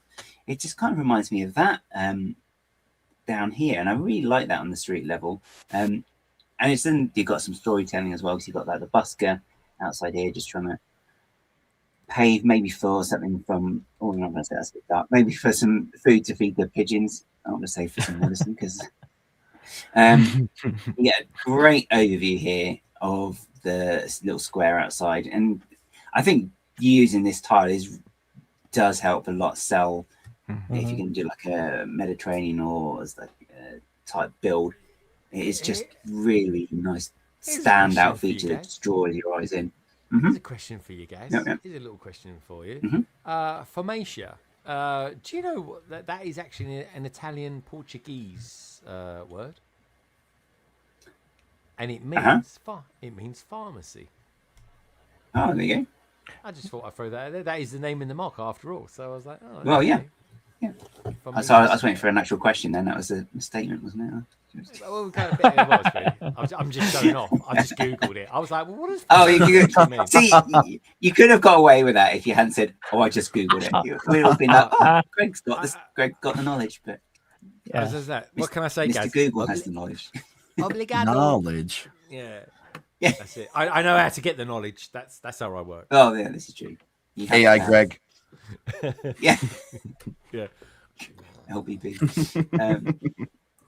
That's a lot of pigeons, guys. I like. It is a lot of pigeons. You know what I mean? It is. Hell, it's a great piece, though. To be fair, Really cool. yeah, it's really cool. More dick than dictionary, I'd say.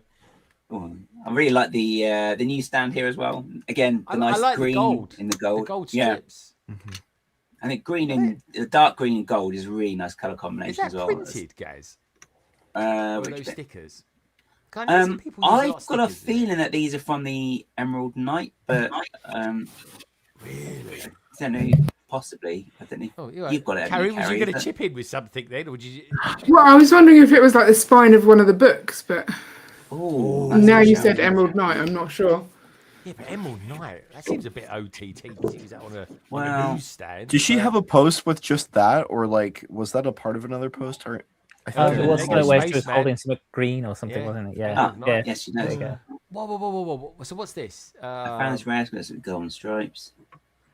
Oh, yeah, Emerald Knight. There you go. Well done. He's good. Was that a print? Yeah. Keep Wiley Briggs. No. Oh, it's so pretty. It cracks you up, Wiley Briggs. I've been really enjoying his concept recently. It's good. Yeah. I'd say what as well actually does link slightly with a Lego set that's come out, because actually you could imagine this with Tintin in as well. That would kind of work really well. That's kind of the same sort of vibe. I ain't gonna lie, she's done a great job there, but yeah, that is some. Oh yeah, it's gorgeous. Yeah. I think it's one of those things you sort of see the bricks online, you think, oh, that's nice, and then you see the price and then where it came from. You're like, now, I'm not one to judge someone, right? But I can tell. I can tell that Pam, I think her name's Pam, isn't it? That Pam Bricks has actually got quite a lot of style. And do you know how I know she's quite stylish? Just by the colour of her sofa. I know this. I know these things. That's all I'm going to say to that. Even the wallpaper's texture. Again, that's the knowledge. The knowledge just flowing out today. It's the knowledge. He knows too much. Yeah. Nice to Greg the Wise. Yeah, Greg the White. Yeah. Dumbledore the White. Dumbledore the White. But yeah, we've got some views here of then the inside of the building, one of the insides of the buildings. This is one of the apartments there. That's a nice bed. Even dark red and gold works well together. Well, I really like the techniques on this wall room divider thing here, there, where you've got some upside down there, and because they've got the whole the open stud there, you can just link it with these bars. Really nice, and then that'll help lock it together. I've never seen that done before. Clever. I've never seen that done before, but that is stylish. Yeah, really nice. Really nice. And I just think Matt's gone all black. the I colours don't know work what's really happening. I think he was laughing. He pulled something out. Oh no, not again. Yeah, you can't see you, Matt. Not again.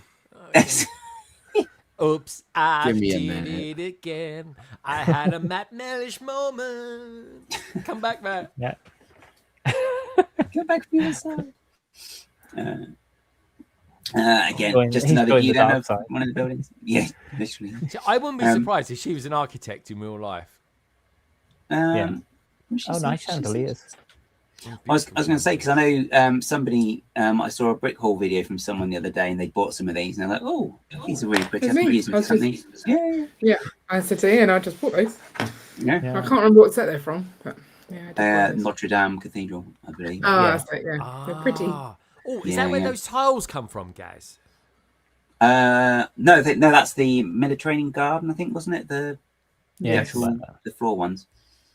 But then you've got these ones as well from like the Viking village as well, which they're Viking work really well. But yeah, really, really great finds with parts that are used in this as well. I just kicked Matt out of the studio. He'll come back. He'll come back fighting fit. Come back, Matt. Come back. He'll come back now and go, what? Oh, what's Sam say?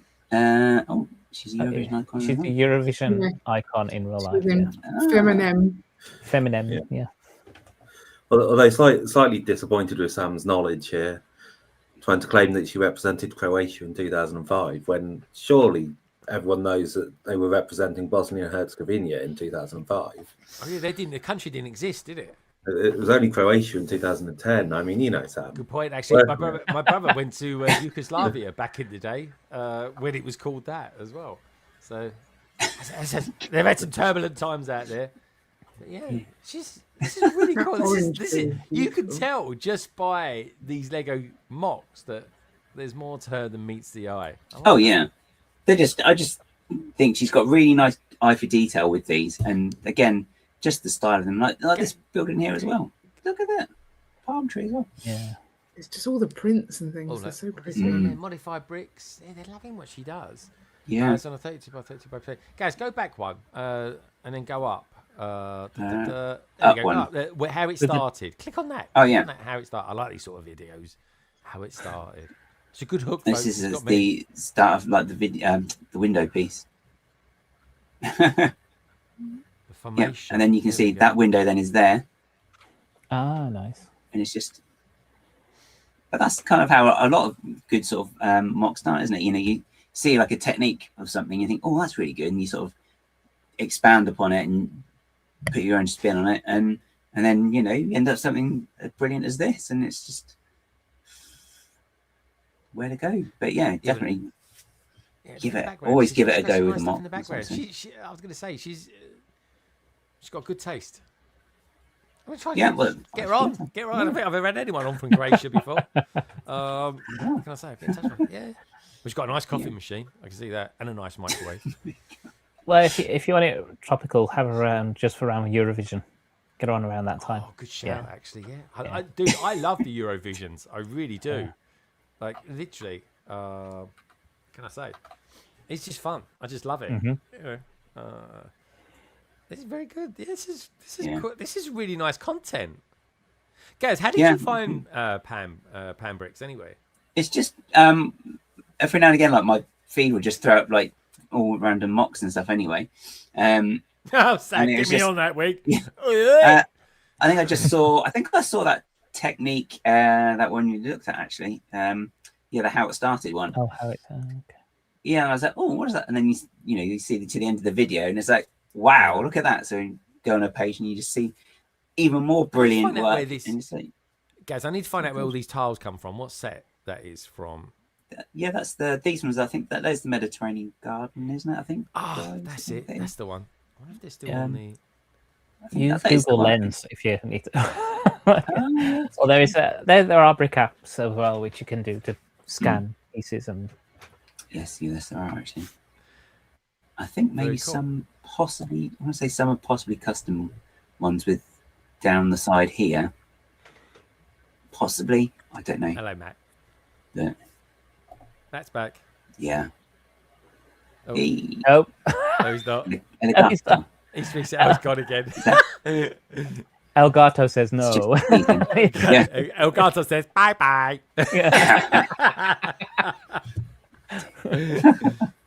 Oh, it's funny. But yeah, so definitely do go check out Pamela Bricks or Pam Bricks, sorry, on Instagram. As I said, just really, really brilliant build. And I just love the fact as well that when you see the finished build, like that one a minute ago, she took a picture of it outside, and it could just actually be an actual building in the sun. Give her a follow, folks. Come on, let's get her up to 8,000. And by the way, big shout out to all the love out there on Instagram as well, because last week I actually hit 8,000 on Instagram as well. So super appreciate that, guys. What a find, Pam Bricks. She's amazing, and there's a lot more to Pam Bricks than meets the eye. I can tell, but yeah, very very cool find from Croatia, and that was this week's Mock the Week.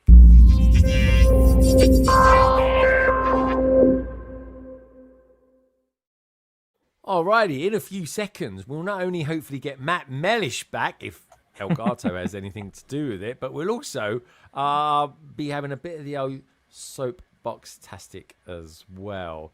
Guys, this coming up this week, are you going to be doing? You going to be doing a live stream this week? Did you do one this week? Because I didn't get. I didn't know. No, I didn't know. Oh, you didn't? No, well, because I just dumped everything in here after I finished the other day. I was like, oh yeah, I'll do it on a Wednesday, and I got into the room. And I was like, I can't even get near the computer. So I had to resort my room out. No, I thought it was me because I was just like, oh, I didn't get any notifications say you got live. So I was just checking to make sure there wasn't some strange thing that happened to the algorithm or something like that. Okay, how are we doing for time anyway? 2 hours 54. I feel like we're flying through it tonight. We really are. Oh, hold on a minute. I think Matt's back. He's back. He's giving me the thumbs up. There he is. There, Matt, you gotta stop doing the thumbs up. Stop it. You're out of control, man. There we go. It's that Roger Federer hairstyle. That's what's doing it. Oh, he can't hear us. Oh no, he can. 1 minute. I can hear you. Can you hear me? Oh yeah, we can hear you. Are you hearing yourselves? No. Okay, good. Because I don't have my headphones in. I took my headphones out and I plugged them back in, and everything crashed. I have no idea what's going on. Did you put it in the right hole? Yeah.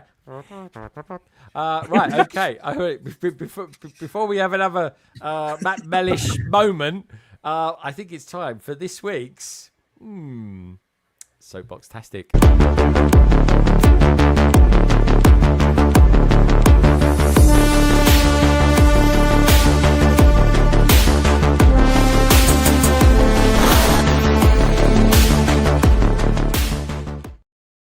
Right, okay. What have you got for us this week, Martin? Because I'm about to get my laughing gear and a banana because I'm hungry. So what have you got for us, my friend? Yeah, we've got the first week of heats that we've had. So last Friday, we started the round one heats on the public vote on the Instagram Soapboxastic page. And yeah, we've got 7 heats results to get through. So first we'll go through the heats and show you who was in each one. And then we'll move on to the results at the end. Have we got to guess who we think's won it? You can, yep, if everyone wants to guess. So, so this was last Friday. And remember, they're going from 5 p.m. to 5 p.m. So Heat 8 is currently live, and you can vote on that now until 5 p.m. tomorrow. So at the moment, on Friday last week, just before London Calling, we started with this one. This is round one, heat one. We got Sarsaparilla Squirter. Sounds a bit funny. Who's being driven by Sunset Steve, and this is by Padawan. What's that name again? Did you say Squirty? Sarsaparilla Squirter. Yeah. I mean, yeah, it's Padawan, so you gotta trust. Is that Padawan? I think it doesn't. Yeah, okay, fair enough. Say no more. Yeah. Say no more. Say no more. In spot number 2, we had a Batmobile. I believe this was built by a child named Oscar, and he's been driven by a pterodactyl, which is very cool. Great name. Yeah. We've got Steph K. So not Steph Waffles, but the other Steph, who was her roller coaster engineer. There's a lot of Stephs out there, isn't there? A lot of Stephs. Yeah. Steph K. He did Terry's Vespa Transformer, being driven by Terry Technic, who's a Technic figure. And this build did actually have a story where he could convert it into a much larger and attach it to a bigger, like, Vespa vehicle. And then he created it into this, like, little soapbox rally rider as well. So it's quite cool to see. He built that on the Thursday that we were at Bricktastic, actually. So it was quite fun. And then in final price, we got Hob1138 on Instagram, with spaceship being driven by Benny. Oh, that's cool. Yeah. So that was Friday into Saturday. Then from Saturday into Sunday for Heat 2, we've got the Magikarp Mark II, because this is a returning vehicle with some additional extras, being driven by James from Team Rocket, if you know your Pokemon, and built by Boffs Bricks, who is obviously a massive Pokemon fan. So, yeah, I wonder if he actually need to check his channel and see if he got the Pokemon sets. Actually, can't see how he would miss them, but yeah. Well, they're big enough. They are quite cool, to be fair. They are quite good. I saw it for the first time this week, the Pokemon sets, and they're like, wow, they are cool. But yeah, they definitely have a presence. I'm gonna wait for a ball. I would definitely get a ball if it comes out, and if it comes, I don't know, I'm just throwing it out there. But if it comes with maybe a molded figure of some sort, I'm in. That's all I'm gonna say. That in theory, of course, folks. In theory. In second position, we have a VW camper. This is by Lugs Lego Geek. Didn't give his driver a name on this one. So, and then in third position, we got Winged Dutchman by Salix, being driven by Salix, who's obviously Salix Cape, who's in the chat. Is he Dutch? Yeah, apparently. Okay. Apparently, yeah. So mainland Europe somewhere. So yeah. Over the channel, yeah. And then we got in fourth place Hot Rod Rocket, being driven by Jeff, and this is from Master Builders Parties. Again, if you see these names over on Instagram, do give them all a follow. But yeah, you'll see them all tagged in the stories and posts that we putting out every day as well. Yeah. Heat 3, we've got Rocks by being driven by Mr. Rocks by the one and only Kerry, the Brickboards. Hey. I was totally oblivious. I was like, what? That's a great name. Oh, it's me. Have you forgotten what you called it? Yeah, a little bit. It's Rock, obviously. Yeah. This is a good round, actually. You also went up against the Ferrari F1, which was built by Andy's Bricks and Figures. It was one of the Andys I got to hang out with on Saturday, which was fun. He told me he got this from one of the small Ferrari builds that he did. I think it was a City Ferrari set, I think. I can't remember. Then from Charlie's Bricks, we've got From the Spares box, being driven by Reese. And in fourth place, we've got Tom's 8 Squad, who's the returning contestant from last year, who built the Mecha Crab, being driven by Herm. That was actually pretty popular. This little metal crab was really popular at Bricktastic for the kids. Yes, it was. And I tell you what, it went down that ramp really, really well. Certainly not sideways, that's for sure. Yeah. Every single time he'd lose his claws, but apart from that, it was fine. So, in Heat 4, we've got Ice Ice Thing, being driven by Mandy, Mandy's Mini Adventures, who we all met at Bricktastic. She came over from the US. It was lovely. This is inspired by Wednesday. Her builds were all inspired by Wednesday, the TV show. In second position, we've got the Walrus. Again, no named driver on this one, but this is from somebody named Annette. No Instagram handle on this one as well. So, third position, unfortunately, that's the best I could do with this picture. It was a really bad picture, I'm afraid. It was fuzzy. This is Mushroom Pizzas. This was obviously taken with a potato camera, but yeah, Mushroom Lady was the camera, and it was was created by Valerie B. Again, no Instagram handle on this one, but I believe she's a mother of another contestant who is in the races. Cool. In final position for Heat 4, we got Fabucart, and this is by the Brick Hairs. This was a really nice one. The Fabuland carts were actually picked out by Stuart Harris when he came by and he saw them. He was like, "Oh, I can see Fabuland." We're like, "Yep." So, yeah, he quite liked those. Still challenging him to build a wooden duck for next year. So, yeah. In Heat 5, we got the Snake Lancer, which is being driven by Sir Hist, by the creator Middling Bricks. It's very cool. Just because his lance went over the finish line doesn't mean he won there. We made sure that was clear. We got the land train. This kind of went against the rules. It was 3 soapboxes in one, to be honest, all connected together, being driven by Ben, who is Brick End Railway on Instagram. When we put this down the hill, we only put the main engine down until we raced all 3 against each other. So, yeah. But quite a popular train set to go down the hill as well at Bricktastic. Position 3, we got Mr. Whiskers. This is from the 3-in-1 cat set polybag that you can get. Being driven by Sarah and created by Sarah's Lego Life. So I'm assuming that's Sarah's Sigfig, who's the driver. And then another one that was also pointed out by Stuart Harris was this one, which is Pink Paradisa. It's a lovely Paradisa set one, but being driven by Tiffany Barbara. And that was created by Kelly_Panda. So it's heat 5. 2 more heats, and then we got the results. So heat 6, Emmett's Adventure, being this is by MCD Technic, and if you know, he's pretty known for his large green Technic lorry. This went down the ramp really well. Really, it was well, very, yeah, it's quite very heavy. front heavy. Heavy, isn't it? Yeah. Yeah. So yeah, it took out the back end of the ramp quite a few times, so we had to get that fixed. Yeah. Took pleasure in telling Mike that as well. So, then we've got Tom Nook Mobile being driven by Tom Nook. This is by Isabel Louise Makes, who was a friend of Jake's, who was I think she was there filming when you guys had your race as well, maybe. But oh yeah, Jake was filming. I'm like, I was completely unaware when he was filming me as well. Yeah.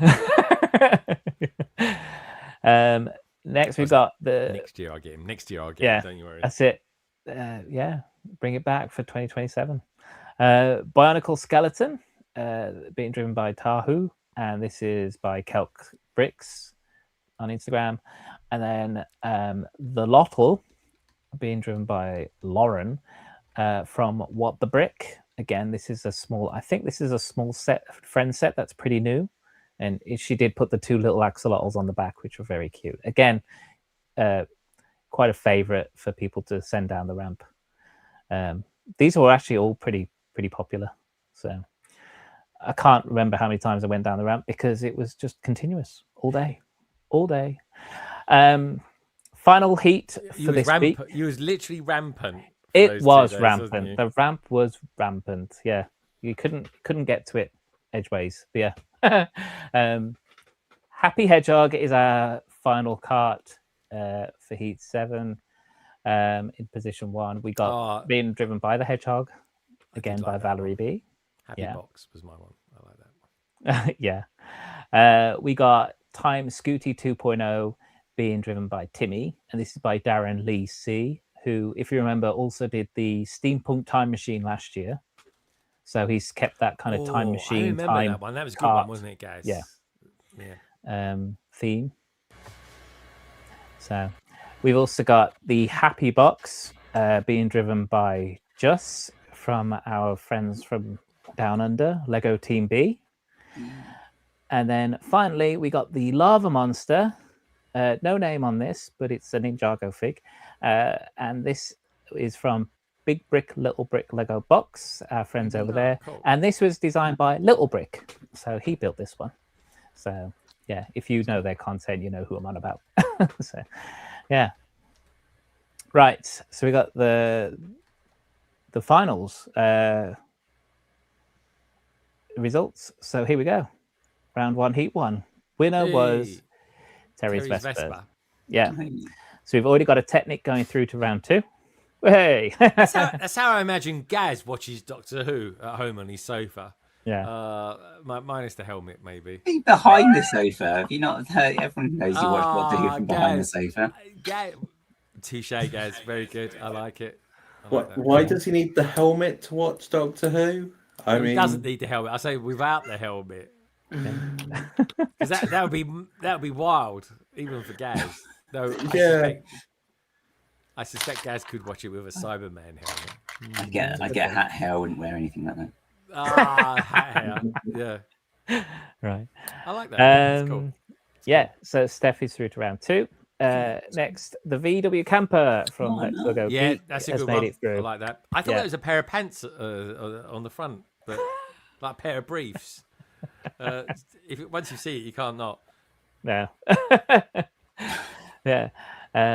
Winner of Heat 3 is the crab. Yay. Ah, yeah, the crab. I love look at what's driving it. That is quite cool. I know. Yeah. Tiny little crab. I love it. It's so cool. Yeah, that's very cool. Actually. Yeah. Quite happy this one went through. It's really good build. And then here we go. We've got Mandy has gone through in Heat 4 with I Spy Thing. Oh, that's is that Mini Mandy's Adventures? Yeah, Mandy's Mini Yeah. Adventures. Yes. Yeah. So yeah, she's gone through to round 2. Heat 5, we do have the land train that's gone through. Yeah, I like that one. Look at how it's hanging off the back there. That was cool, man. That's like thinking out the box. I like that sort of thing. Yeah. It's very cool. Hanging out the box.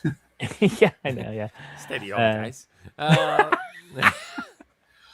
Right, Heat 6 winner, the Lost Wolves. Yay! It's so cute. Yeah, It's so cute. That is It's cute, so actually.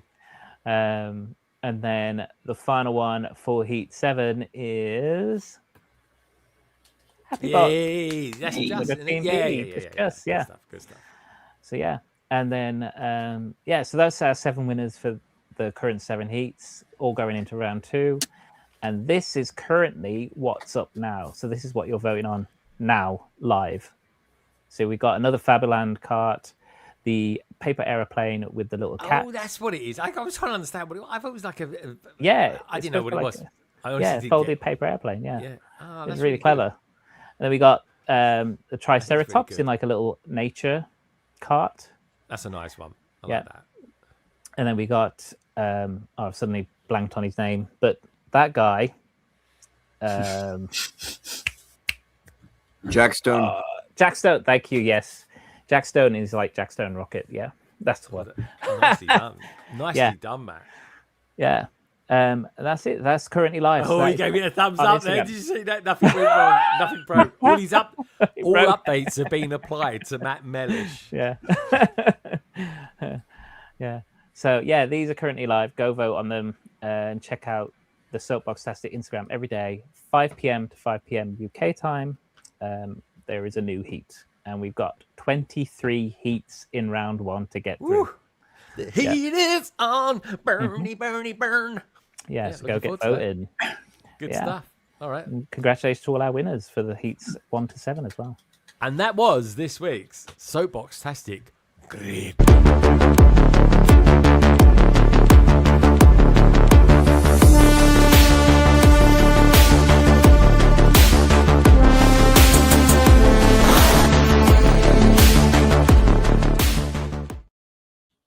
This is this week's Brick Picks.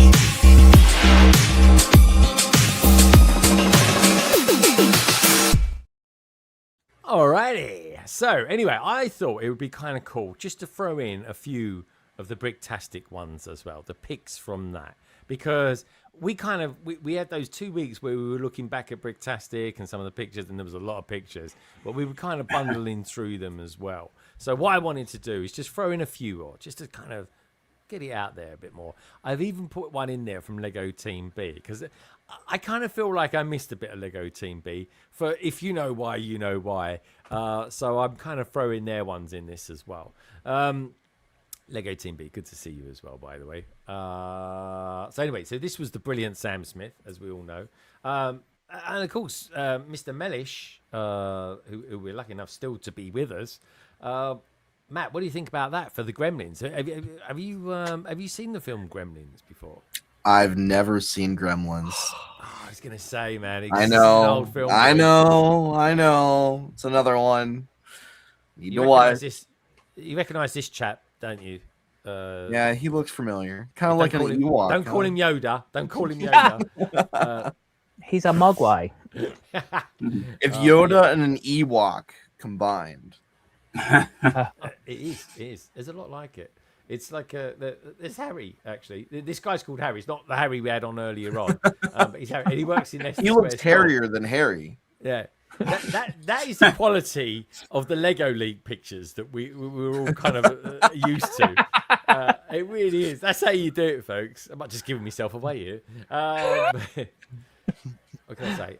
We got a little bit going on in as well. Now I wanted to mention this because Bonnie Bricks tomorrow is doing a little side hustle with retired sets. So she's going to be up there because they're opening up a new store, retired sets in Glasgow, and so watch out for Bonnie Bricks tomorrow because she should be bringing us little bits of information on it as the day goes on as well. And again, talking of Lego Team B or Team B. We got them there, and I think Ian, was that Ian? Oh boy, was that your one there? The horse, wasn't it? Yeah, the 2 horse ones are ours. That's so cool. Martin, remind me after the stream to tell you my idea for next year's one. Fair enough. Yeah. I'm Just on about the Hey Heys as well. Chad did put in the chat earlier about when you were talking about the LA show that they're taking the Hey Hey challenge to California. Really? Are they doing that just because they're desperate to win? Is that what it is? Yeah, they were like, we both are. It hasn't done, yeah. So, no, it's a good idea. I think it's great. And to be Christopher's one is excellent. Like his one is brilliant. Which one was Chaz? Chaz was he white, did the it was all white. It was Baymax, wasn't it? Like Hey Max, yeah. It was it had a red base and it was all white. Honestly, I'm excited about this. Like I've got the set. Believe it or not, a couple of Soapboxastics I'm throwing in there as well. This one I loved. This is such a good one, and that did well. I think that kind of went down very well. That did go down very well. There was a bit of weight in that as well. That's Andy's. That's Polar Brick. That's the secret. Need a bit of weight to it. Because guys, at the moment, I think I'm 2 years running champion at the moment against you. In this. Yeah, but not against Jake though, is it? Yeah. No, we're 1-1. We're 1-1. We're 1-1. But I'm still not losing. Though I did lose to Padawan, which if I'd only known at the time what he called his one, it would. I wouldn't feel bad having lost to him. But yeah, there we go. This is Lego Team B. There we go. This is brilliant. Video at its best. So many awesome versions of Hey Hey at Bricktastic. And it's all happening again next year, folks. Even I'm going to do it next year. I'm that excited about doing it. I've even bought this bus for Soapboxastic next year already. You know what I mean? Yeah. I ain't going to be stressed. Anyway, keep it that game. This is, in a few weeks, we're going to have Paul on, actually, one of the creators of this. He's going to be talking about Black Country Brick Show as well. Got a flyer coming up too in just a moment. Of which I am going to it this year, which is going to be jolly exciting. I'm going to get there for the Saturday evening for the social events. And then I'll be there early Sunday morning. I got to be honest, have you guys realised now, seeing as we go to these brick conventions, I can remember what year we're looking at these Bricktastic pictures, judging by the actual colour of the carpet. Are you guys the same? Ian, is that something you may have thought about? I mean, probably not, this year definitely stood out with the pink car. They had the bright blue like 2 years ago as well. That's true. Yeah. That was. So I did check at my previous ones, and the first time I visited, it was bright blue, and then last year it was that darker blue. Yeah. The year before that it was red. If anyone wants to know. Okay. It's a girl. Making Lady McHayhay. Do you know what? That ain't a bad idea, actually. But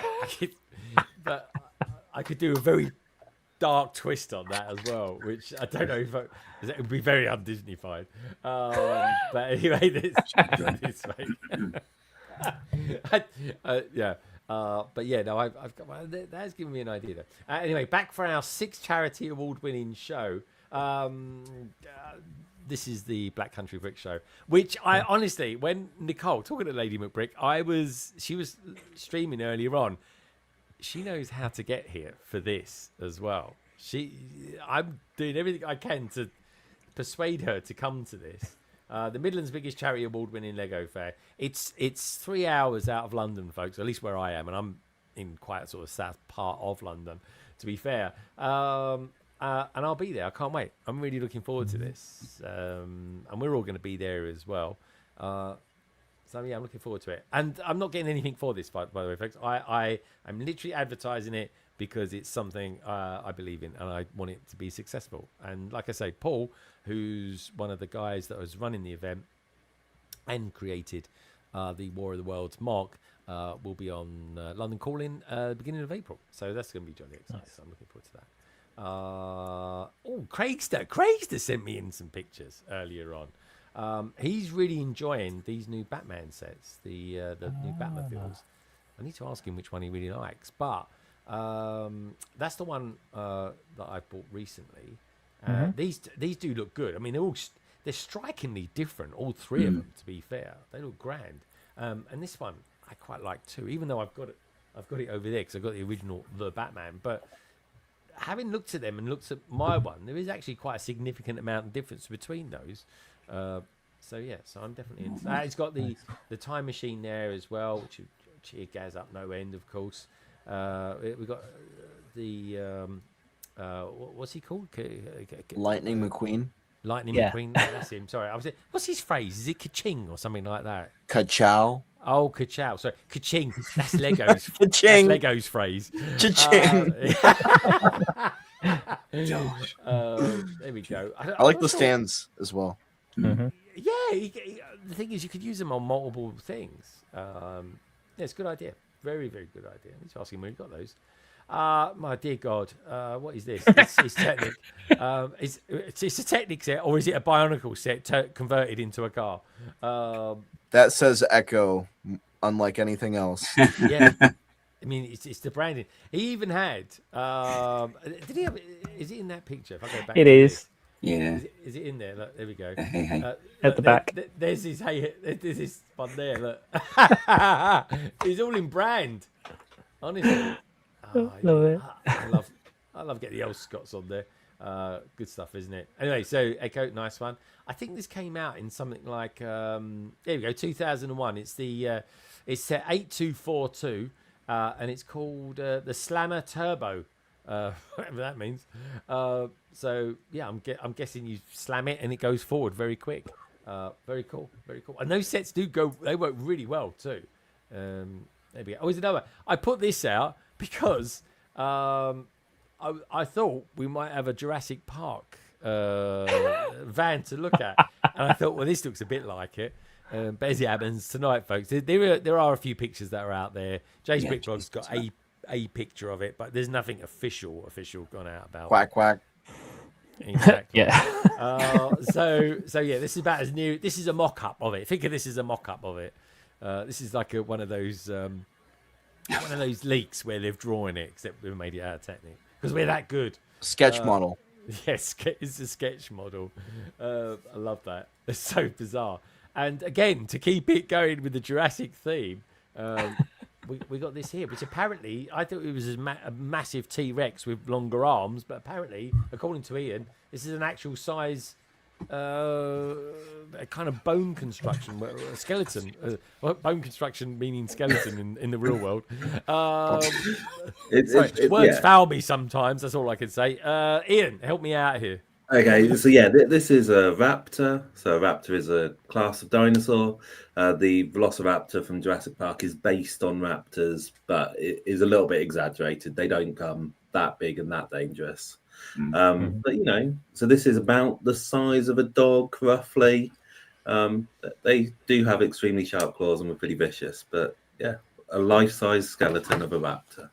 Yeah. Think of them as a sassy chicken, folks. That's pretty much what they are, yeah. It's what I order at Nando's. Yeah, with a bit of spice. Hey, knowing you mind. So these in Leicester Square this week. It's pretty cool, isn't it? It's a shame they stopped Hamleys actually doing the figure of this. It was quite good back in the day. The Royal Guards, as I think. Oh, keep buying those. Yeah, they're nice. It's nice. Something to cuddle up to, I suppose, guys. And this is Luca as well. It's been playing with the X-Wing. It was good fun. I kind of enjoyed it. I did. Look, Was he smart? don't know. He looks a bit dumb. Is that Harry Potter? Anyway, no, it was, it was. They were good. I really enjoyed them, Matt. I really enjoyed them. It was good fun. They were. I say I played with them.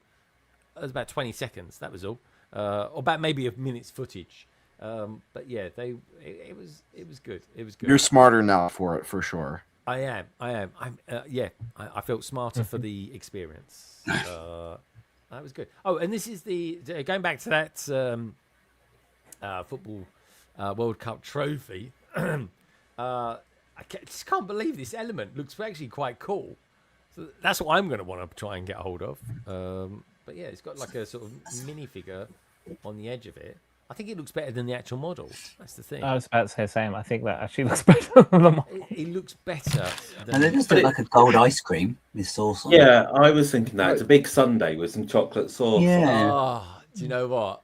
I could eat one of those right now. Lashings of chocolate sauce and hazelnuts.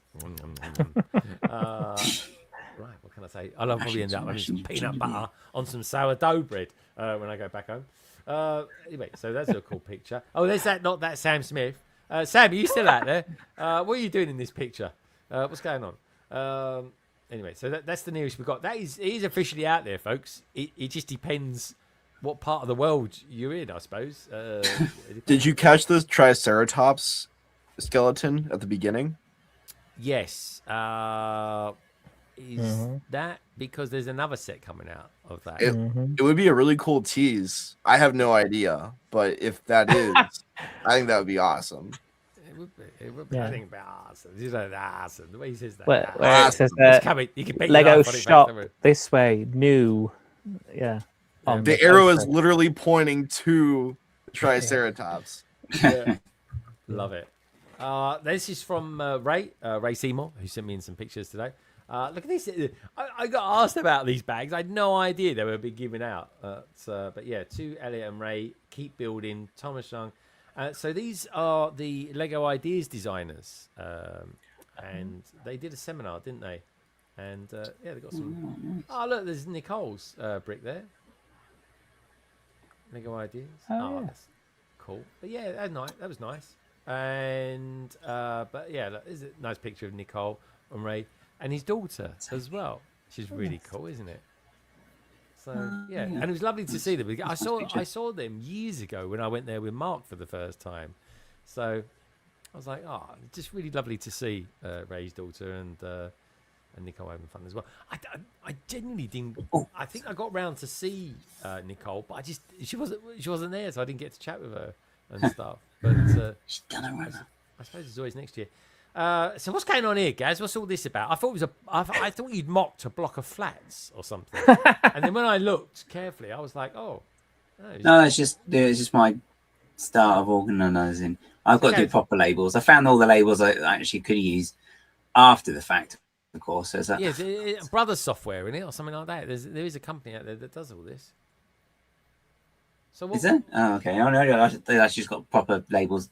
For the doors. Yeah, no, there is a company that does proper labels. Yeah, they do printed ones, and they do like an outline of the actual.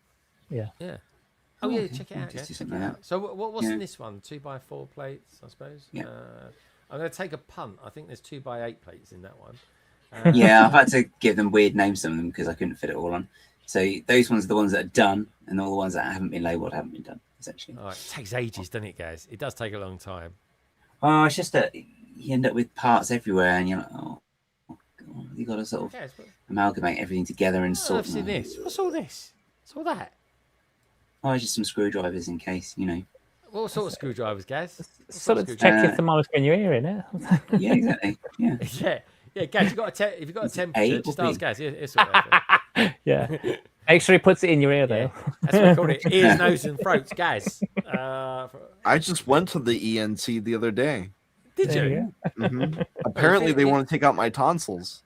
No. Yeah. I still got my tonsils. Do you get tonsillitis occasionally? I have a lot of issues. I have many issues, especially with your tech, Matt. Just saying. This normally Gaz is top of the tech issues per stream, but tonight it's you, man. You've hit a new low. I don't think my tonsils are gonna fix that though. Unfortunately. I think tonsils look a bit weird, don't they? They kind of remind me of something else. Anyway, they are. But tonsils, yeah. If you are susceptible to tonsillitis, they do want to say. But as an adult, having your tonsils out is not nice. It is not nice, apparently. You'd be eating ice cream for a week if you had them out. Is there a downside? I'm trying to. What's going on here, guys? There's Doctor Who there for a start. There's some sort of strange Christmas custom torso over there as well. He's got a hole in his arm. There should be a hand there. You got some geezer here with a jump in it. Oh yeah, and you got some skeleton thing going on there. Looks like something out of a One Piece set. What's going on, Gaz? What's happening? It's just because I didn't take any other pictures this week, so I thought I'd just share this picture instead that I took. So it's just for a story on my page, on my Instagram page, because it's Friday. I haven't done. I'm trying to make sure I do at least 2 posts a week at the minute. So this is post number 2. All right, Gaz, I was expecting something from you from William Hartnell or something like that. Well, no, I didn't. I mean, I could just take a picture of some CDs or books or something, but I don't know if you know what they are anymore. So yeah, it's like a big round vinyl thing, isn't it, Gaz? Something a laser disky sort of thing. I don't know. Way before my time, Gaz. I think. Sure. I'm same age as Harry. What can I say, folks? Which Harry now? Harry Redknapp. I think I mean Prince Harold. But, Oh no! Steady. What Prince he was going to go for then? Or formerly known as. Anyways, folks, as always, send me your pictures any time of the week, any time of the day, to londonbridgebricks@gmail.com. And that was this week's Brick Pick.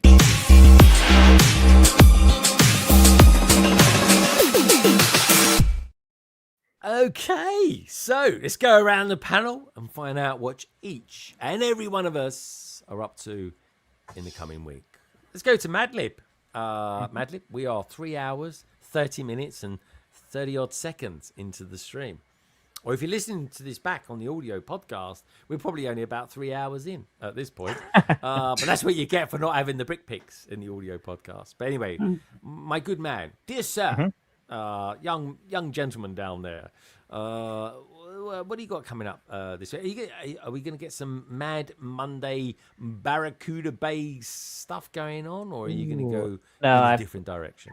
I've got to finish off my bookshop first, so that's what I'll be doing Monday. So I'll be finishing off the bookshop. I've got the second building to basically do. I've done the basement level, but I've got I think I have 3 bags left on that. So yeah, I'll be doing that on Monday and finishing off the modular. And then through the week, I'll be finding somewhere to put it in here between what's already on here. So yeah, it'll be going in there somewhere. There's a space thing going on there, I can see. Yeah. And then through the week, I'll just be carrying on with the soapboxes, carrying on with the heats, making sure all that's going on. You know, at 5 p.m. is a good time, actually. I'm sticking to this. I was going to say, he was doing midnight last year. Yeah. It was like, he was a victim of his own success. You do know, though, that you can, using Instagram now, you can actually put in the time, schedule the time when a post goes out. We schedule the posts. The posts are scheduled. It's the stories that we can't schedule.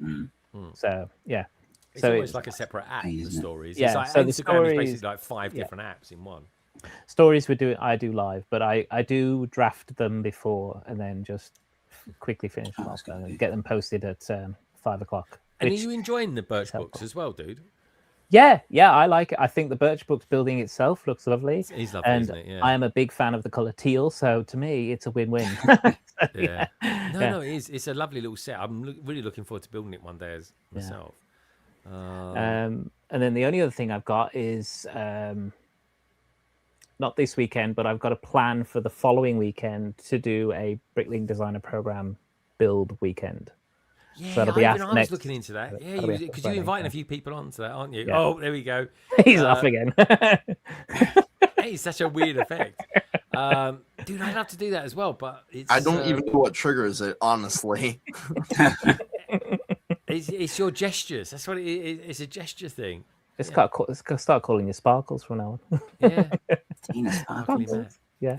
So there'll be a few people joining for that 3 p.m. on the Saturday and Sunday, but again, that'll be not this weekend, next weekend. Weekend after. What we can do next Friday, here's the thing, because by the time London Calling starts, by I think probably about 20 minutes in tops, if my calculations are correct, the Bricklink Designer Program, they would have announced all the new sets coming out for Series 10, so we could even do a watch along all together. It'll be a kind of Inception, but anyway, we should maybe give that a go. So we'll do it on the hop, see what people think about it. I think that'd be quite cool, actually. To do something like that. A bit of a watch along between them. Yeah. Okay, good stuff, Martin. Look forward to that. Definitely looking forward to watching the live stream as well on Saturday week. What about you? What about you, young Matt Mellish? Are you going to be working on any vids over the course of the weekend? Always working on vids. I've just, as per usual, been swamped with both work outside of Lego. There's a lot that I'm juggling at the moment, but honestly, I really miss live streaming on Twitch, and this sort of reminds me of that. So I'm really looking forward at some point to get back to it. Got a lot of irons in the fire with other videos that I'm cooking. Good. Look out for more soon. Can't really talk about much as per usual, but I did last night I was up very, very late because I rent my apartment, and the appraiser was coming over this morning, and I had a messy living room with boxes of Lego, and I had to find a way to organize it. So my backlog over here is now to like my ceiling pretty much. Wow. So I have a mountain of Lego to build that I'm very excited about. And is some of them sets that we don't know nothing about yet, potentially? No. These are all sets that you know everything about, honestly. But there are sets that I owe, if that makes any sense. Yeah. The land for sending them my way. And some I'm so excited to build, but certain things in life just happen a certain way sometimes, and life takes over. You don't have time to do what you need to do. Let's get building. Yeah. I can't believe it's March 13th. The second Friday the 13th in a row, mind you, which is kind of creepy. But anyways, look forward to more from me soon. All right. More Matt Mellish, the better. That's all I can say. Good stuff. Now, before we go over to the Brick Pods and find out what they're up to on this weekend, because they will refer to their planning guide, I asked the question earlier on: have you ever read a Tintin comic or watched the movie? Tintin Who came top with 38%, both 29%. Watched the movie 17%, read the comic 16%. Yeah, I'm not. It's going to be a weird one to see how well that sells, because not a lot of people know who Tintin actually is. Is it a UK thing? It's more of a European thing, I think. Ian? Okay. Yeah, it's Belgian, isn't it? Yeah, it's Belgian, so it's across the continent, really. But yeah, like a lot of the stuff here, it didn't make it to the US. No, yeah. They like to make their own versions of stuff for some reason. Now, what would they have called it? What about the American version on it? I don't know. Maybe they could have dubbed it. I can't think of anything that I can say on a live stream. Yeah, I'm sorry. As soon as I thought about it, I was like, move on. Right. Anyway, Ian, what have you got coming up this weekend? What's Carrie gonna let you build on Sunday? Yeah, we're not building. We are going up into the city. Yeah. We do a city stream. I just put a city update out because Ian's been working up there, but he's left. I actually watched that. I was having a shave earlier on. I thought I'll just listen to it. It was a bit of a weird update, wasn't it, Carrie? It was a bit. It was like coral. It was like a few table legs and coral reef. Yeah. It's the college, and he's left it in a mess. So we need to. Well, he needs to. Fix that. I think I was halfway through it and then had to come down for dinner. Yeah. And then just forgot about it after that. Yeah. So as you do. Hey, Larrikin, good to see you, dude. But yeah, so there's loads to tidy up in the city, and I'm sure I'll find something to do while you're fixing all of that. City streams are always fun because we're in the city, and it means lots of weird angles and people lying on the floor and general craziness. So. Yeah, I remember I watched the last one, and you was like sitting in a really awkward position. Ian, I mean, there's not much space in the city. It's was just on his knees. Quite busy. It was like some, I don't know. It was entertaining anyway. Just watching you kind of sort of every day I'm shuffling around. So it just made me laugh. Yeah, we got some moves tonight, haven't we? We've got the Matt Mellish maneuver. I'm liking it. And they chuck the random baseboard at people. That's the thing. That was really funny. Yeah, I love it. Gaz, can I just say, is it warm where you are tonight, Gaz? Is it because your right ear is redder than normal? More red, and which one's right? Yeah, well, there we go. Look at that. Look, which what's on the right hand side? Oh, hang on. It's about purple. This is the one, isn't it? Oh yeah, no, this is the side that I've got loads of lights on, so it's probably from there. To be honest, I thought you might have like some sort of circulation issue on your right ear or something. Nah, he's being cooked. I am. How'd you like your ears? Well done. Oh, rubbery, guys. Bit rubbery. Like a bacon butty. That was bizarre for me. Gaz, okay, so you were teasing us this week with one of your streams, because I'm sure I saw a stream thing go up. And then quickly come down. Are you going to do one this Wednesday, or are you focusing, Gaz, on organising your room? I am actually doing that. I have rescheduled it. Restart. I have rescheduled it, but it'll be for not this week, the week after. Just because it'll give me time to actually clear some proper space. So it does take time. I'm not putting my foot in something. It totally takes time. I've got to do some gardening tomorrow. Isn't it maybe the weather meant to be getting worse though? Not down here, it ain't. No, it's getting warmer, I think. I thought it's meant to be taking a turn backwards or something. Is it? Okay. Well, I'm only doing some sort of preppy sort of stuff, but it's going to be 2 or 3 hours. I'll be aching on Sunday, but it's Mother's Day on Sunday. So Mother's coming over, and she's going to be having a whole roast. It's going to be doing as well as... Do you have a different Mother's Day than us? We do, actually, yeah. I'm not really got me sure really why. scared for a second. Oh, no, it is different. Like Father's Day, I think, is different as well. No, Father's Day is not the Father's same. Right. Mother's Day is different. I can't remember. I Not think. anything at all. Why is that? Well, so our Mother's Day didn't have anything to do with mothers to start with. So, but your mother church. Yes. Yeah. So Mother's Day was when you went back to your mother church, which is the church that you grew up in, and so you would go and you would, see people and donate money, and that slowly got changed into Mothering Sunday, and then eventually to Mother's Day, whereas the US just went, we want to sell some cards, so they just went straight in at Mother's Day, and they chose the pagans for it. So, So you mean I've been buying my mother gifts for so many years, and it's not even to do with my mom? Like, no, you were meant to take them to your church that you grew up in. Have you not? I didn't go to church growing up.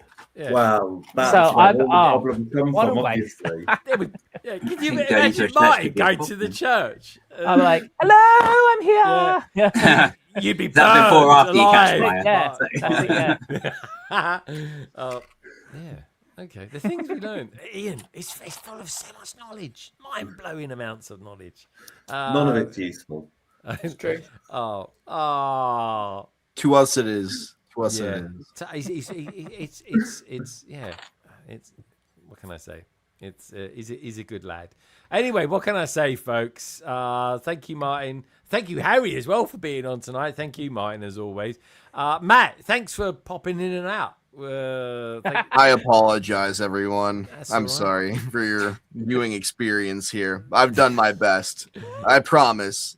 He got there. I liked going all the saturations that you went through as well. It's just good to have you here, mate. It's lovely to have you here. You Always a sound pleasure great. to be here. You Thank look you. great. I wish I had that amount of hair as well on my. Look at that. Look. I'm not bad. You want some? You want some? Here. Dude, I've been going bald since I was 14. I thought by the time I was 19, I'd be as bald as a badger, and I'm not. I've still got a bit going on there. Thank goodness. It's starting to fade. Mine's starting to fade a little bit right here. You know. Oh, let's have a look. Hold on, let's have a look. I'll be the judge. Let's have a look. Oh, get yourself over to Turkey. They'll sort that out for you. They will. That's it. Oh, Look at that hairline. It's like Moff Tarkin. Wow. Dude, you got nothing to worry about, believe me. Anyway, what can I say? Ian and Carrie. Carrie, well done for making it through to the end of the stream. Amazing. Am I here? Am I still here? She is. I've been building some little birdies. It's the Haribo additives that are keeping her going. Let's have a look. Is that a bird? It is a bird. Tweet, tweet. Yeah. This one's long without- Plane? well, I thought it was a no plane. head. But his There you head's go. here. So. Oh no! Looks like the cat's been at it. Yeah, not good for him. It does, yeah. Meow. Gaz, good to see you as well. But of course, folks, London Calling would not be London Calling without all you lovely peeps out there tuning in. The likes of Zubrus, he was out there earlier on. Saladscape was out there. Justin Morrison, he's new. Mayo Hosco, all the way from Australia. Urban Lego Man. Bonnie Bricks, all the way, of course, from Bonnie, Scotland. Craigster was out there, as well as Duck Bricks, Just a Peter, KK, Not That Sam Smith, Steph, Snot, Andy, and the Brick Larrikin, all the way from Australia. And not forgetting, of course, the beautiful, the wonderful Lego Team B. Now, if you take two things away from this stream, folks, just two things only. Firstly, thank you so much for the 8,000 followers over on Instagram. I super appreciate it.